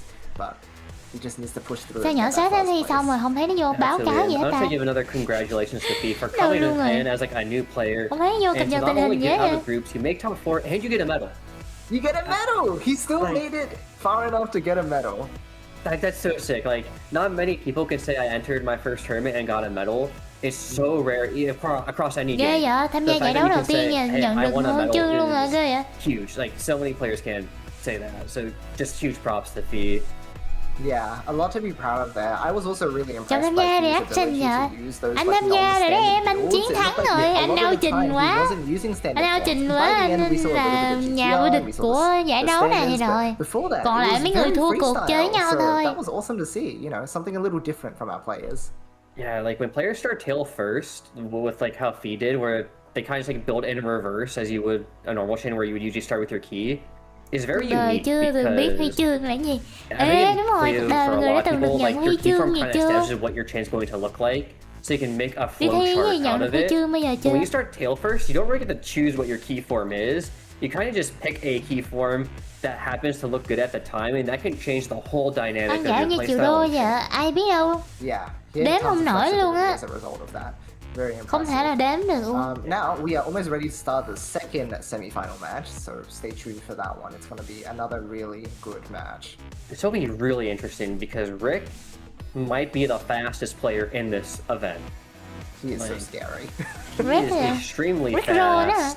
Ever Là người since chơi like we have seen nhanh nhất, him, ghê 'cause he vậy. had, Bàn like, tay from what I heard back hả? in the day, like a year ago, Rick was still like a Vị new vua múa player, tay à? and then like 1 year later, he suddenly just was like number 2 in his region, and suddenly Cliff was like, he's actually the best player in Taiwan right now, and I'm like, it's been Người 2 chơi years. giỏi What nhất ở happened? Đài Where did this Loan kid bây come giờ, from? ghê You vậy? know? He's having growth spurts. Yeah, and he like, I was very fortunate to actually talk about some of his practice as he shows up right now, where he played a lot with Saki Nhìn to mặt là try hết and learn a tính lot rồi of ca. shapes and forms and Nhìn how cái to hình be ở đây, very nhìn cái mặt là efficient. hết tính rồi đó. Nhìn cái mặt là So, biết we'll chơi see dữ that rồi shows up đó, here. hiểu không? Yeah, so on the left we have Bằng Tia cách nào Toxic, đó on the là chỉ right cần we nhìn have mặt Rick. thôi là biết là Showdown chơi from được rồi đó. players from Taiwan. Yeah, Rick is a very young player, but very strong, and you can see the form Sao cái efficiency game này right now. toàn là Like, người look trẻ how well he tuổi builds around the mạnh same mẽ colors rồi for chơi Rick's board không around the ai chơi yellow lại. blues. That is so clean. Đấy, Yeah. Tại Just sao like vậy đó anh alternating between Đế? yellow and Tại blue and sao just vậy? making links out of that. cái game So này không dành impressive. cho người già nữa. Oh, Một người Toxic già bị so thế smart. não. He knew there was an attack coming, so he didn't want to opt for main. Nó toàn But người Rick trẻ saw mạnh it mẽ and không vậy? says, "Oh, I'm sorry, buddy, but I'm gonna have to Đi fight đi you." hái It's chưa, like, thấy là chứ gì nữa, cái mặt này nè. So Là không có chỉ chơi game giỏi đâu, học giỏi luôn. Oh my god, that was insane. And there is the shape, you know, he's been learning like all those shapes to like build those big attacks to make them quick and end so fast. It's gonna be so hard to keep up with, and it's gonna put pressure on Có the người Toxic, già who tham we gia saw in mà. his previous Đúng set rồi. can build very Nhưng flexible mà tại attacks and vì very flexible ý là shapes. mấy ông bình luận So viên cứ nhắc it's tới gonna việc be a là nail biter through to the em ấy rất end. trẻ, em ấy And còn Rick có with tương an lai để có thể insane trở nên extension mạnh hơn như vậy on his nữa. 1-2. Xong rồi em ấy trẻ There's a nhưng mà em lot ấy of là người mạnh Puyo nhất hiện using tại. that. Vị There's no vua right. mạnh nhất hiện tại. Oh, but look at the nice Cái là initiatives mấy đứa though. trẻ cơ, nó cứ phải là Seeing mấy that đứa Rick trẻ had cơ. Putin connected. But Rick dashes us Áp lực tuổi tác, áp lực con số quá. But Toxic actually slowed down to make sure that he was reading that correctly, successfully setting his main chain in response now. Wow. Oh no, it's only 2 rocks though, and look how big this tail is from Rick. This is gonna definitely send back. Wow, wow. So Đế. powerful. There's no red to continue it going. Oh, Toxic What the is so heck was close, but there's so that? many purples and maybe he can get out. No, he Cái gì vừa nổ cái đùng vậy, bom à. Seals the Wow. deal. See you next time. Oh, Oh my god. You could see it in the Người già slight cho nên stop trong that làm gì Toxic did. bật He's TV like, có wait, tuổi that's trẻ supposed chứ to be a hả? column too. Đó là mấy thằng mình thôi, chứ tôi thấy A những người nail già biter, khác người ta round mạnh lắm, 2. ta ngầu lắm. Yeah, I'm loving Toxic's wait. very patient, calculated moves here. Chơi game cũng thua, học For a cũng second, I thua. thought he was going to go for that giant thorn. Không sao, biết with đâu all mình those yellow purples. mình có một cái điểm gì đó độc đáo không ai có, chẳng hạn như Because you saw là that too, right? He was Đần just pure đần flat đúng stack all không? around. Oh, wait, hold on a moment. Huh, The Mary Dodai into main? yeah. So clean. But Rick's chain doesn't work at all, it seems. I don't think Rick was ready for just like go straight into main. wow. Wow, Toxic's observation must be on point if he realized at such an early point in the game that Rick wouldn't be able to complete his chain and just send. What an amazing observation. And Toxic plays Yeah, like còn phải someone nhạy who bén watches a nữa. lot of competitive. Like, he just looks like he has a wealth of Nhận knowledge ra that cái he is điểm sitting mấu chốt on là and ready to make absolute use thằng out đối of. thủ của mình không thể nào xây chuỗi lên tới 10 được, rồi mình sẽ tranh thủ mình tán nó A luôn. lot more stable. Yeah, a lot more of a traditional chain from Tôi Rick, but vừa it không looks thể so suy clean. nghĩ, tôi Oh, vừa he không can't thể use tạo the red, throw it chuỗi. away. Forward chain from Yeah, mà người ta làm Toxic lúc and hai whoa, thứ. Rick doesn't get his chain in Damn. time. It was so unfortunate. Rick saw it. He Dạ, attacked màu with nhường double hả? red, cut his trigger. So he Yeah, was he forced to couldn't use it. fish for more. Mạnh những điểm yếu. It's like, I feel like it's the hard part when you have like same color transitions like that, where they're so close together, only separated by one link. It's so easy for a double of that same color just be like in the way a little bit. Wow. Oh, he's straight. This But wait, time Rick's got the strong. Oh, it's them out of like the danger zone. know. They can get a good dig, but Rick's gonna try and follow up again with another big 3. okay. Yeah. Nice 2 double from Toxic. Sao ấy? Mitigates a lot of garbage. Sao biết mình đang xây cái gì vậy Yeah, ta? but Rick again Nè, follows tôi thấy with mấy người another 2 chơi in the mà 3. chơi pro ta có cái kiểu mà xoay thả liên tục vậy á. Oh, but Rick's chain actually Ngầu explodes to dã a five. man. So Rick actually Green and purples. Wow. Wow. Toxic's chaining is so efficient even with the garbage in the way. Coi nè. Toxic's Sư insane. coi nè. Like, I'm Thời của Toxic đó. so impressed with how he is playing. The attacks Thế have nó been good. thế, The sao digs have been sao insane, sao. honestly. Like, he looked in such a scary position. He's like, no, I got this. Don't worry, commentator. I got it. Absolutely fearless. I Tay feel to like some cho players game can có just khác, hear the chọn commentary nhân vật sometimes. là They're like, chọn oh, it's a waifu. dangerous spot. And they're like, you really think that? It's pretty You're sure. wrong. Chia giọng waifu đọc 1, 2, 3, 4 nghe nó hứng khởi hẳn á. Oh, that's not a lot of damage too. So this is Ai super như easy to tôi work chọn around for con cá. Toxic. Rick's following up immediately. Chọn con cá con thối gì ok. Good call, but look at how much time he has to extend now. This could be really good for Rick. Yeah, Toxic was forced into main chain by Rick's attack, and so now Rick has had plenty of time to outextend. 6, Yeah, and Rick making good use on the extra greens he had. Trying to try and power them. He's like, wait, there's better on the Damn, bro, extension. how about Strong you, 10 bro? for 49. No. And unfortunately, not enough time for Toxic to get his Hello, secondary chain tiếng off. hero game nè, ok. Tied back up Mom. at 3-3, Hey. and because it's first to Hey. 10, it isn't so close to Hey. the end. We are Mom. just getting started. Một, And we saw like, you know, players were trying to anh build lòng cho em those là big vậy đúng leads không? Em early, thì so tới when tới cỡ their đó thôi. opponent adapted, they knew that cushion of those extra Em thì rounds to giống work anh with. thôi. But no cushions for either player this time around. Đúng rồi. It is Right. Là like down to một the thôi. bone, you know, we're into the meat of it now. I have to fight for every single point. Wow, look at that! Nice triple on the third link from Ê mà hai Toxic. cái giọng đối lập nhau nghe thú vị quá ha. Cảm giác giống như là đang xem anime á. Why? That was insane from both sides. Two. Like, the color bonus from Toxic was 3 different colors. You don't really get to see that too often. But Rick on the reversible kind of like half diving tail on his attack. But that was like a group of almost 10 yellows. Không cần lòng with chửi such ba strong rồi lên there thu were nổi, so ăn hên mới many, có. such a Ê, powerful có lúc ăn way. hên là chửi 4 nha. Rick players Xong are rồi chửi using expert đôi rồi game đó. knowledge in order to use those group and color bonuses to maximize the damage output. And speaking of bonuses, this is a lot of group bonus on this chain if Rick can get it. But Toxic Chơi is mà trying không to hiểu stop mình him đang xếp right gì now. mà. Người ta chơi người ta có chủ đích hết. Mình chơi I mình think xếp he gì mình wants còn to không biết. recover Rick, and he might still be able to. Oh no! Wait, Hay this ha, is still hay okay. ha. Rick needs time to get this extension Đá set qua đá perfectly. lại hay ha. Tính But toán hay Toxic has ha. he's missing resources. Rick is now following up with a 3 double in order to send, and it looks like Toxic's not going to be able to get his main Oh, chain in no. time. Yeah, that 3 Rồi maybe sao? could have nullified it, but that one trash clearing, stopping the See you purples from next linking, time. was just really unfortunate.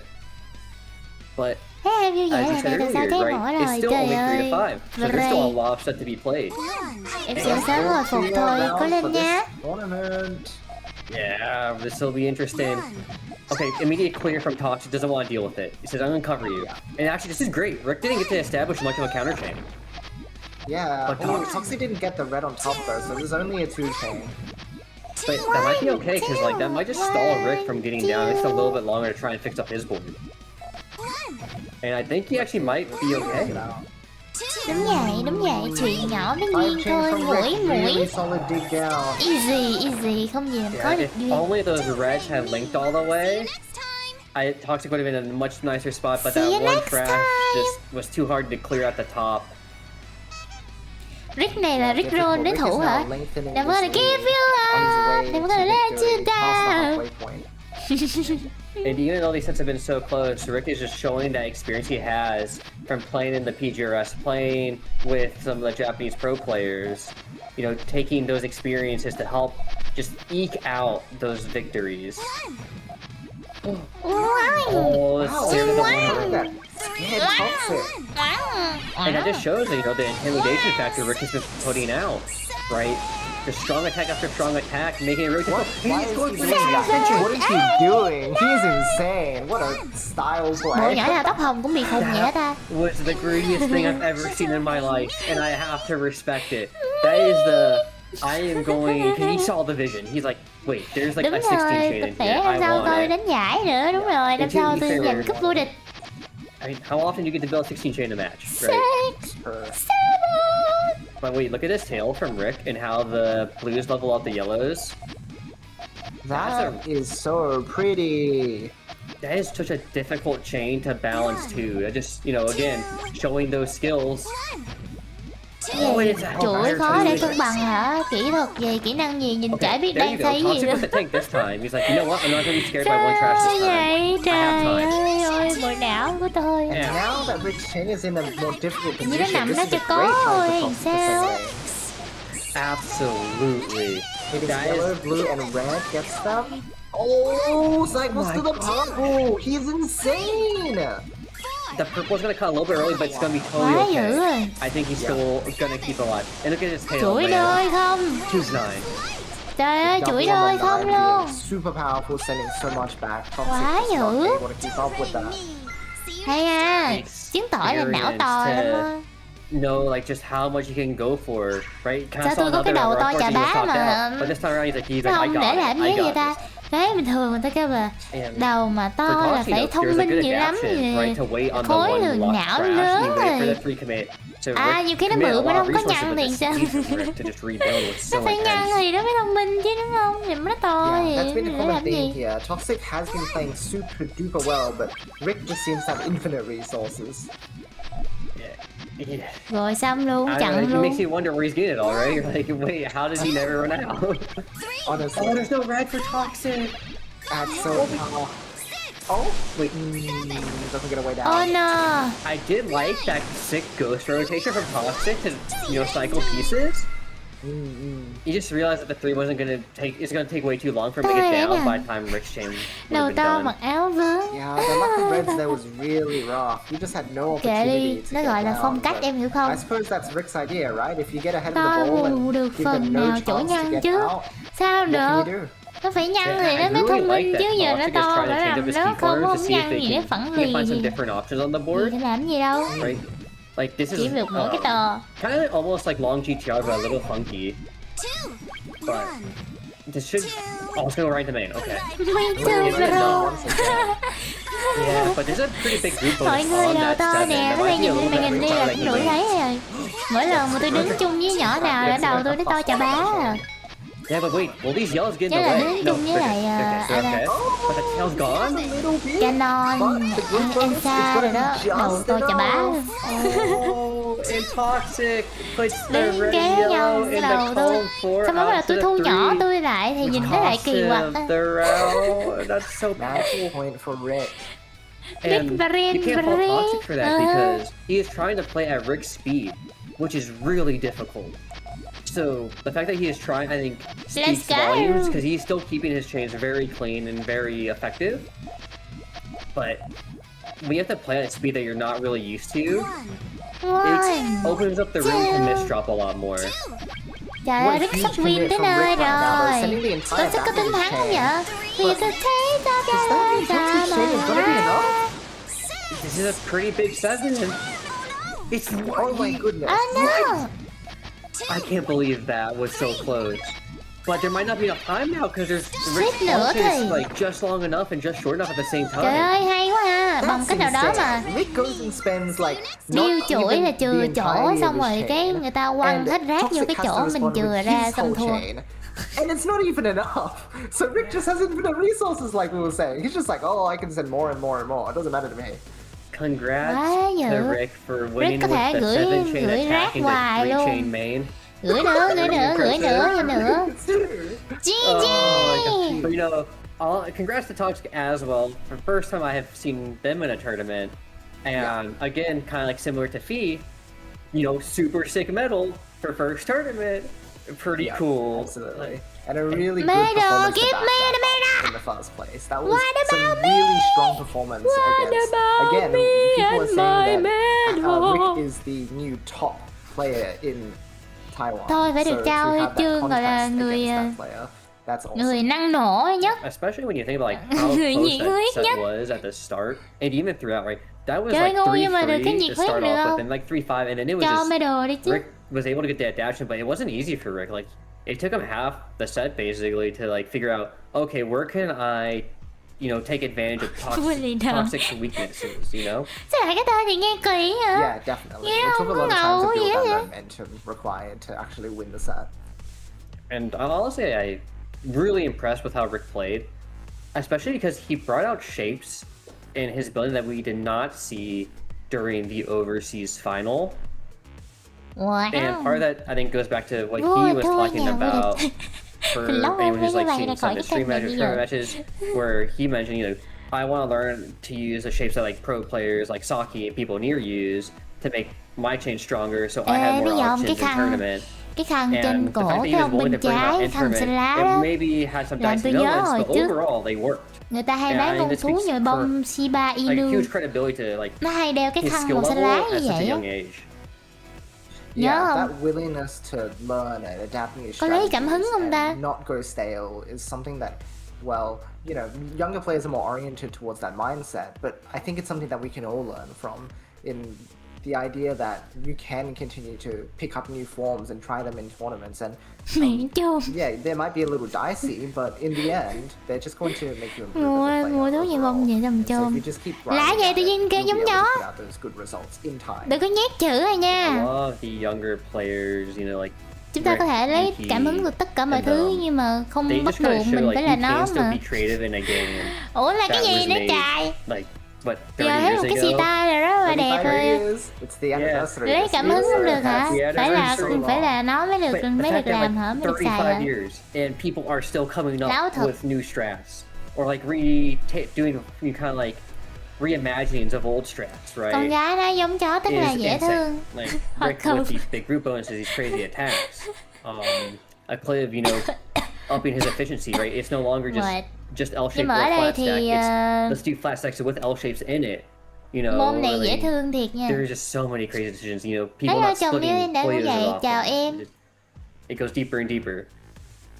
Yeah, there's still so much room and so much to be discovered and explored within this Chà, community. giống chó. Because as much as we think Tới we nữa rồi know đó. so much about the game and we Cô have ấy so much bảo em depth giống and chó vậy, em dễ understanding thương and không? ability to play this À, game, as we get có generations phải là of new kêu em players giống coming chó in, không hay là kêu we con just see chó the này? world open up even more for all of us. Em phải And biết so I'd phân biệt encourage everyone nha. at home to Em give phải it phân a biệt try giữa because, đây you nhìn could be giống the next chó Rick. You quá à, could dễ uncover the thương next quá à. new strategy Với lại con that chó you can này. use against the top players in order to win.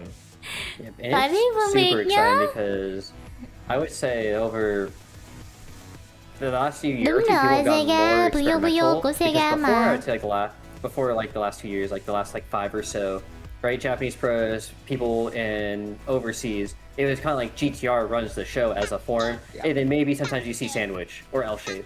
À đi rồi nha. But nowadays, we saw Luna. Mary Nodai Đến today, Zuka we saw 10.000 Tim First visit. today. Hello chồng em đang vừa làm game We're vừa xem seeing more chồng slug nè. Mà giờ appear, em buồn which ngủ quá people are like bằng. slug folding is not really Làm forming sequence game á? players like Saki randomly Ngầu pull vậy it ta? out. Submarine, it's really exciting. It makes the decision pipeline like for players just so Xong different and more tới final unique. chưa, nhanh Because now lên, attacks có chờ aren't không just nổi nữa rồi, lẹ okay, đi build kết TTR, thúc let's đi. look for big power two, Tôi or mong let's look ngóng for ai sẽ là fighting. Now người it's chiến like, thắng I built rồi. submarine, I can go for a 6 attack. Let's see if they can respond to that. And like, that's crazy.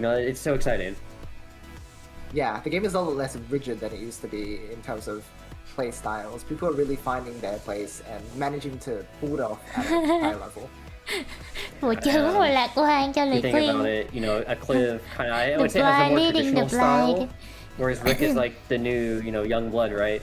So for their match coming up very soon, it'll be very excited to see like which kind of like style, takes the lead. Yeah, I'm really excited. We have those Cách grand chơi finals coming nào up in sẽ just chiếm, a moment, so chủ you'll get to see yếu exactly này. what we've been yapping about. Let's Here we go! It begins. Let's After go! P1 and Rick P2, the Taiwan Oh. showdown.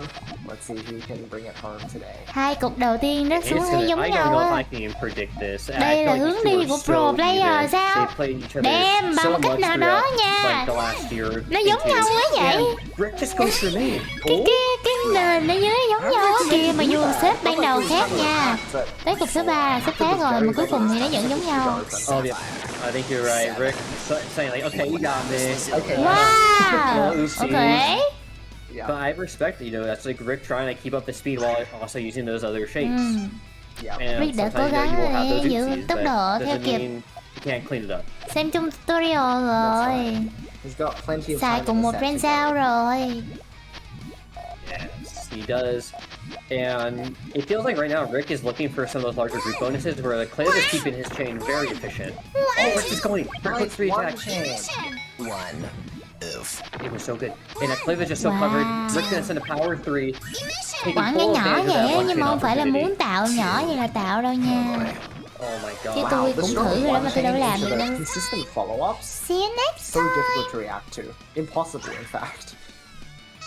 Yeah, gonna shout our good old caster Tom, who mentioned to a lot of players how strong one chains can be when you learn to use them, because they're fast, they clear instantly. But when you have that soft drop bonus plus a good group, they can do so much damage when you're at the top. Tôi thấy giống như người ta có hai mắt xong rồi mỗi con mắt nhìn bên vậy á. Một con nhìn vô bàn của mình, một con nhìn vô mấy cục đang nhảy với đối thủ.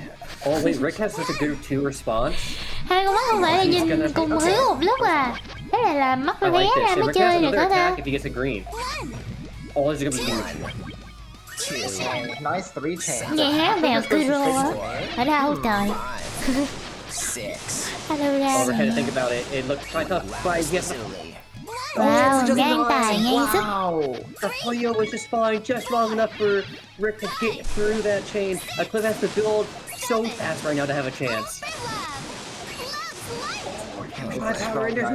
Wow. Gonna be too much fast. Đúng rồi, phải xây chuỗi như vậy một lần nổ 4-5 màu rồi đó. Đi đu như pháo hoa cho lẹ. Đỡ mất thời gian, mất công rồi người ta xây chuỗi xong rồi người ta tấn công ngược lại mình. Through and through, punch after punch, kick after kick, Đâu ra vậy fireball trời. after fireball, as they would say. Oh, look at Rick already said for a big 2 attack, but Ackland has like, I think full if he wants to. No, gotta use it. Okay. Nice defense on the tail end of things. Ây da, That was sorry. so smart. Tôi tin vào những người chơi mà lựa nhân vật nữ waifu làm Ackland will just nhân look vật to mà clear đi out theo some of mình. his right side instead of looking for Đó main, 'cause thường là he's just người gonna chiến lose thắng. the space Ok, against Rick, vote and he knows it. Rick. Oh, that garbage ends up falling on the X after all too. Yeah, he knew the risk. He saw Ủa the thua rồi mà hesitation, còn đếm like, chuỗi gì nữa do I trời. pop or do I risk the 1 in 6? He risked the 1 in 6, and sometimes Quá you just don't get dữ. lucky. See you Oh my next God. time. That was crazy. Thua đậm luôn á. Small Cái đó là thua đậm luôn rồi đó. Can I just say like the comments you need to do for that 1 Chà, in xếp giống 6? nhau quá. This shows like the experience, but also just like how crazy and confident you have to be to play at these high levels. You'd be like, yeah, but if it works, thế đẻ hả? I'm gonna win this round because my team's gonna be Cùng crazy. cùng điên điên á, làm chúng ta vui vẻ hơn It's all hả? those small gambles that you have to consistently take throughout the course of the match. But knowing which gambles to take is really the mark of a good player. This time gambling on the blues didn't work though. Em cứ ghi trong tim là lúc nào tôi And cũng again, Rick yêu is em just rất getting nhiều good là được. small pokes into follow up into main. Right. It is a nice. Maybe think about like game plan 3 combo. Tiếng gió ở but đâu not vậy quite tôi hay chain ai 3 vậy? combo. Không phải là của tôi được. Ooh. Wait. Building on the left side, interestingly. We're not seeing a lot of that in the da. AC round so far. So Trời cỡ this is đó. very different. Yeah, I feel like Trời, it's một been cái a nhìn long hải time hồn since luôn we've à. seen Ở like đây 2 anh column em. countering. Người Just xe bên because trái, it's a người lot xe bên phải, harder xong rồi to chọi build nhau. an efficient Wow. chain in 2 columns versus the 3. Interesting nữa. And in the end, Rick is getting a little stuck at the Hay top à, here. đối xứng. Thú vị quá à. Yeah. And that's the danger of the 2 column. Wow. Is like while you do get a little bit more space to like extend on top of trash, it's still susceptible to Chưa being hit chỗ because you can't để dig down right còn away if chơi you ở don't trên get rác. past just a 2 Chơi column rác. chain. Yeah, that's right. And yeah, Akliv did the opposite. With his 3 column chain, he was able to just use all of it as part of his full chain against Rick. It was too Chơi overwhelming. chuỗi for him. 3 cột. I will say one of the things I do really like about Rick's gameplay, something that I even want to try to incorporate, is Tôi these xếp big gì lẻ vậy? groups. Tôi Because mới these big nhắm groups mắt of mở mắt players, ra these khiến đầy 6 lên phía groups, trên rồi. add so Sao tôi much xếp hoài damage không to your lên mà chain. ra, sao nó xếp gì mình nhanh như vậy? That is fascinating. Okay, Akliv decides not to use that extra step. Coi kìa, người ta có quá trời vớ trong giày luôn. And 52 off the 10 off for Rick, that is way above 6-7, the average 10 chain. 6-7, And the middle for a 10 6-7. is like 39k score. Oh my gosh, Akliv's chain Wow. is massive here. And Damn, 14. damn. Only one left Damn. over Puyo, 100,000 points. Wow. That is double, or almost double what Rick has here. That is Trả lại đó. fast. Trái talk ngược about how lại á. impressive the Những 50K gì nhà was, ngươi right? gây Let ra me just cho double it ta real sẽ quick. trả lại Double or hết. nothing, send it to the next Thậm person. chí là And gấp that was after 2, he gấp decided 3. against putting a +1 on his chain too. It would have been completely unnecessary. So again, there's some master level judgment of knowing, hey, I don't need to extend my chain anymore. I've already got more than enough. And also just like showing the balance between why groups can be really strong, but also why like you can't discount individual links. Because the math on individual links is still so high, and good poke from Rick's gonna force out Tôi main. vẫn đang thắc mắc from là tại sao Master. hồi tối tôi lại không ngủ, xong sáng tôi vẫn không ngủ nha. Sneaky. Ngộ đời á. I thought perhaps Những cái there lúc was a mà blue hand that goes rảnh for á, us, rảnh á but thì no. ngủ Oh xuống. wait, look at this tail from Còn lúc mà Rick. bận á thì Red thích a little sắp tới early. nái. Oh, early. I think Yeah. Ahmed didn't realize. Oh no, sorry, he didn't have a blue in time. Chờ anh xíu đấy, anh lấy cái bôi anh so hướng good cái for bánh Rick gói lại because anh it gửi gives cho him em. a little bit more of a lead because Ackland was closing the gap, and you know when the rounds are this close, you don't want to give any round for free. You want to make absolutely sure not. you keep it. Every single one of them counts. Oh, Ooh, dude, early 3 chain from Ahmed. Acid wash. it's actually so good because this is gonna just cover that chain from Rick. 3. Oh, he's looking for the Trời ơi, extension. cái răng ở trên bên trái của tôi nó mọc ra nữa, cái gì mà nó nhọn hoắt vậy trời. It's right there. It's always so painful when your piece is one Puyo away. Nó It's nhọn just hoắt like, vậy, hèn please, chi mấy this will người be tôi thấy half nó the nhức. game. Trời ơi, nó còn mọc nữa hả? And Ahmed is just closing that gap. Yeah, 4 to 5. Mọc nhiều, Still 10 năm keeping rồi it chưa within mọc a xong round. nữa. We're halfway through this set, like one more round and we're halfway through, potentially. But Rick actually gonna change up the forms. The sign of GTR is not it. So strange. It's Tôi dự kind tính of là- submarine actually, because it's gonna go to yellows on the column in the row 1, then Tuần drop to sau red sẽ then to đi green. nhổ tiếp. Thấy cũng mạnh đâu. He's confident in it. I think hoping that the power towards the back of the chain will just be way too much for Axel to deal with. And again, it's 55 on a 10. That is a high amount of damage. Such a high Tính ra amount số on a 10. cũng ngang ngang nhau ha. Actually, ended 456, up putting himself in a bit of a 56. pickle. Giờ He 67 didn't đi, find a way to 67. repair his chain in time and so forfeited that round. Hay ta. I think it was kind of tough because... I think you have to go with the Tính ra ETR xây giống here. nhau lắm luôn á, nó chỉ đổi hướng thôi á. Ahmed was doing a bit of a chain finagling. Oh boy. Damn. Early misdrop. 2. And it's so tough because, like, he's kind of like, oh wait, the huge 2 could be absolutely insane. Might be Rick sees it. What? He didn't go for it straight away. Damn. Acid wash. Rick saw that from a mile away, instantly clear. He's like, I gotta break my chain and get to main right now. Yeah, he is out of there. Wow, That was quá so dữ smart, luôn but it just looks á. so funny because you just watch him break 4 links on his chain to get to make it. He's like, Nhỏ oh heck rồi. no, I need out now. Nhỏ một cái Whatever, rồi. man. Yeah, makes a Được lot một of tuần sense. thì Good phải. catch from him. Unfortunate early misdrop from Ackley to cause that situation in the first place.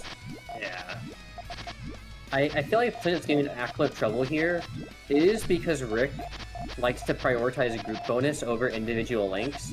You can't have 12 chains with large group bonuses that match a power of a 14 chain. Sorry. That is 100% possible. And someone like Rick is able to do that, but because Rick is able to do that, it's hard for a clip to judge if Rick's 10 chain is going to be a lot of damage or not, but actually just take out Rick right now. Rồi, Science. chạy rồi. Hay quá, You lên know what? luôn, Don't 6 forget 7, the 6 10 7. chain if you just toss them out. 6 7, 6 Exactly. 7. I think it's the sort of thing now where, because that judgment is a difficult thing, you don't want matches to get to the point where you have to play that difficult game, right? If you find a particular strategy is difficult for you to deal with, just don't let the game get to the point where the opponent can use that strategy. And so now Active's taking a bit of initiative in order to try and stop to stop Rick. Người ta đang kêu là chắc chắn là Speaking mình of chơi mình sẽ initiative, không muốn rồi, Rick's game mình sẽ exactly do the same khó thing. chơi. And I agree with you. I think Acklet doesn't want to stop Giờ him phải from ngăn that, chặn đối thủ late biến game game thành point game khó for chơi. that main chain. But Rick is also still willing to But play how? the mid game, which makes it even harder because Rick's mid game But is some of the scariest you'll ever see. how? Yeah, being such a fast player, he can really just spend resources everywhere and continue to play mid-game past the point that you're dead. Yeah, Không and có I think sức this is Seven nữa. why you see players like Saki like playing sets with Rick, because I think they see the potential, they see the skill level. Rồi lẹ đi, công bố người chiến thắng là tôi luôn, đây nè, lẹ đi. Hồi hộp quá. How strong he can be. Mấy người này Like, look at this, thua he tôi just hết rồi mà, vô đấu với nhau chơi cho vui thôi. Yeah, Oh my god, look at Lẹ đi, him. hồi hộp quá. Oh my gosh, he didn't make it to the purple in time. He ran out of space. Wow. His team was looking Six so rồi, good. six rồi mà But không if có you're Seven active, nữa you're kind rồi. of wiping the sweat off the brow. Dạ, You're like, trời. oh, that was super so scary. close. Cũng dí theo dữ lắm rồi nha. What an Clip dí exciting cũng set. dữ lắm rồi nha. Like, Cố lên Clip. Cố lên right now, Clip. it is first to 10. So Rick Cố needs lên 2 points. Clip, cố lên He is Clip, 80% cố of the way lên. there. But Acliff only needs 4. So he maybe like double the points needed. Two. But that's not a lot in the grand scheme. Two. So Rick's just gonna go. He says it's full chain, all clear or nothing. So efficient. So pretty. Wait, there's a missing. Okay, I think we're almost there. He's gonna go for the red. Oh, realizing down that he needed that. What? Then he couldn't use the ult trigger with the purples in 6 because the reds would power and cut his chain at the 3 mark. And now, in a 6-9 record, Rick Đem, is nhanh 1 lên, point chiến thắng away lẹ from lên, that tôi phải đi mở shiny cửa. gold medal with his name Khẩn engraved trương, on khẩn it. trương, khẩn trương. Hơi He's so cơ. close to taking it all. It would be a huge thing for him. A lot of the time, Akliv has been the person who has stood in the way of him winning tournaments. So for him to pull one now would be a massive achievement for him. And he wants to get strong. He wants to show that he can play with the best. After that loss to Void during the overseas final, Rick went to the time chamber. He went to grind. He went to improve. And so did Acliff, and you can see it right now. They even this close round when they're stuck at the top, neither side is willing to give an inch. But Rick is reversing his chain. That's like almost 14. And that force is made from Acliff actually. Rick gets so much time to extend. Doesn't even go for the red. He's gonna save it for the tail. Is this Is enough? this going to be enough? I think the reds will link because they're gonna drop That down is a one more. lot of Đem, healing. thắng đại đi, lẹ lên, phải đi rồi, nhanh lên. Thắng đại đi. Really nice Nào bạn biết Clip, bạn nhắc Clip gì đó, thắng lẹ đi, đại đi. But Rick is ready. This is so good because the first neutralize means he doesn't have to get stalled out. I think I think it's over. I think Rick just Wow, sealed the okay. game.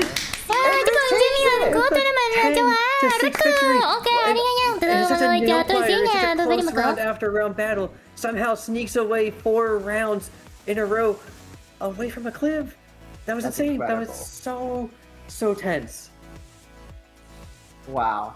What an insane grand finals match. And this is really demonstrating why these two are the top Taiwanese players right now. They are so dominant, and the matches that they play against each other are just so incredibly tight.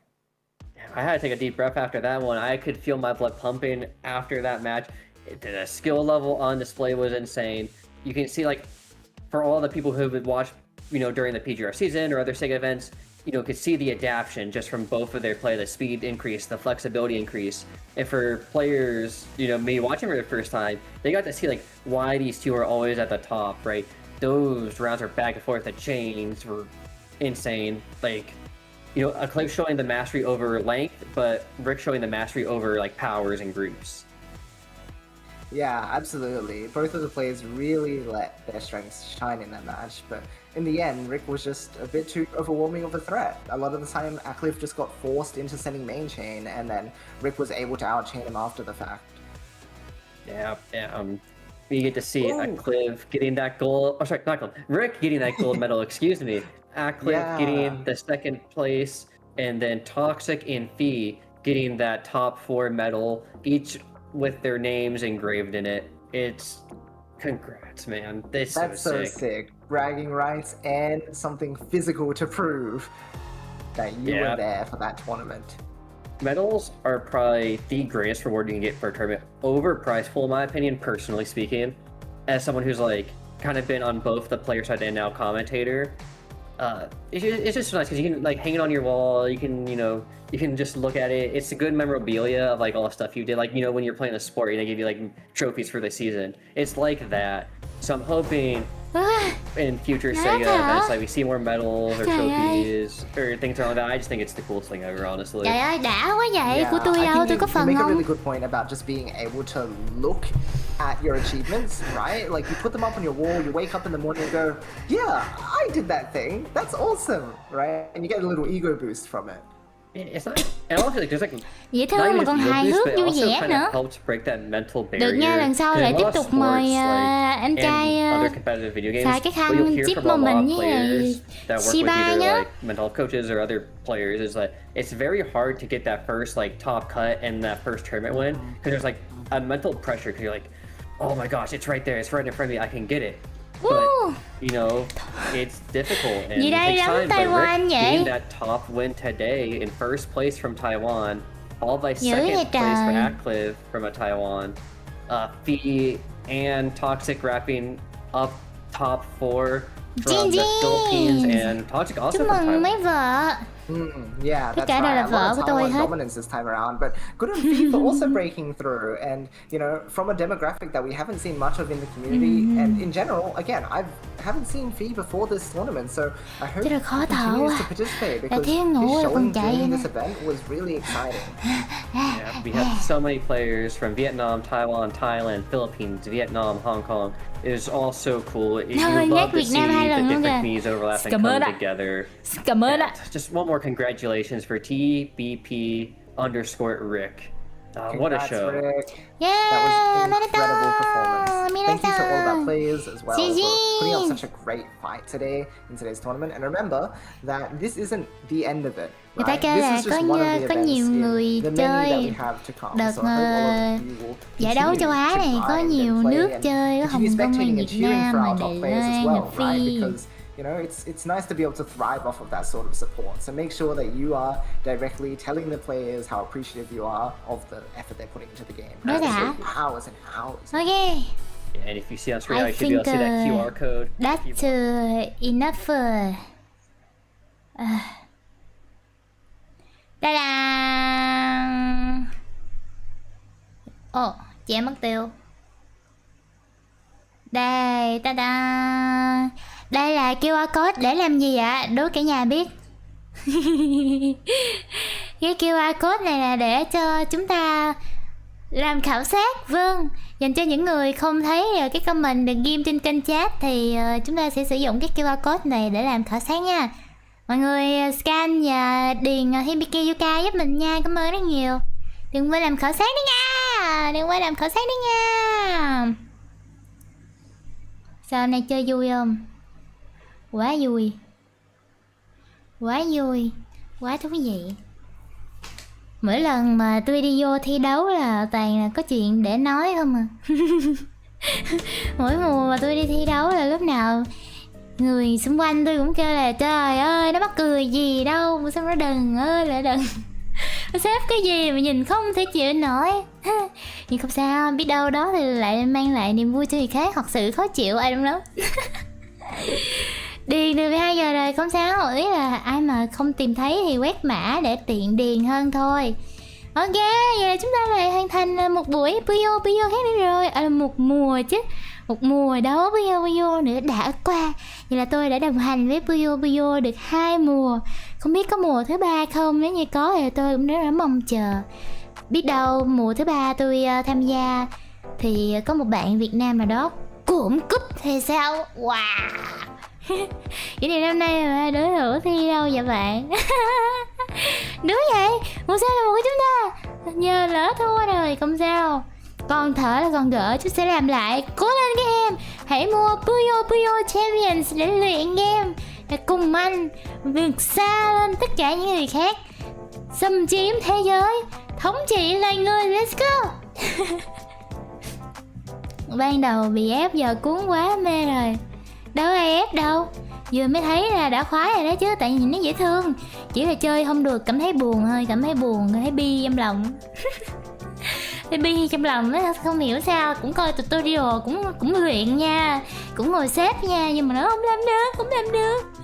Não không có thể comprehend được, không làm được. Con cố gắng lắm nhưng mà tuyệt vọng lắm mấy đứa ơi. Ok, đừng quên làm khảo sát nha. Cảm ơn mọi người vì một mùa Puyo khác thành công tốt đẹp. Cảm ơn Sega rất nhiều, cảm ơn các cô ca rất nhiều. Bye bye, hẹn gặp lại nha. Bây giờ thì mình phải đi chuẩn bị để lát nữa chiều mình ra fest đây. Tầm 5:45 tới 6 giờ nha mọi người. Trễ là tôi mất tiêu á, có 15 phút à. Bye bye, cảm ơn rất nhiều. Vì vua châu Á năm sau sẽ là Việt Nam. Nhưng mà muốn có chuyện đó xảy ra thì phải làm khảo sát để có nhiều người biết tới hơn. Xin cảm ơn. Đi rồi nha nè. Bye bye. Bye bye. Bye. CHIểng.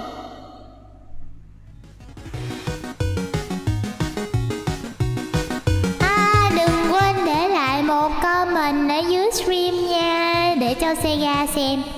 Yes.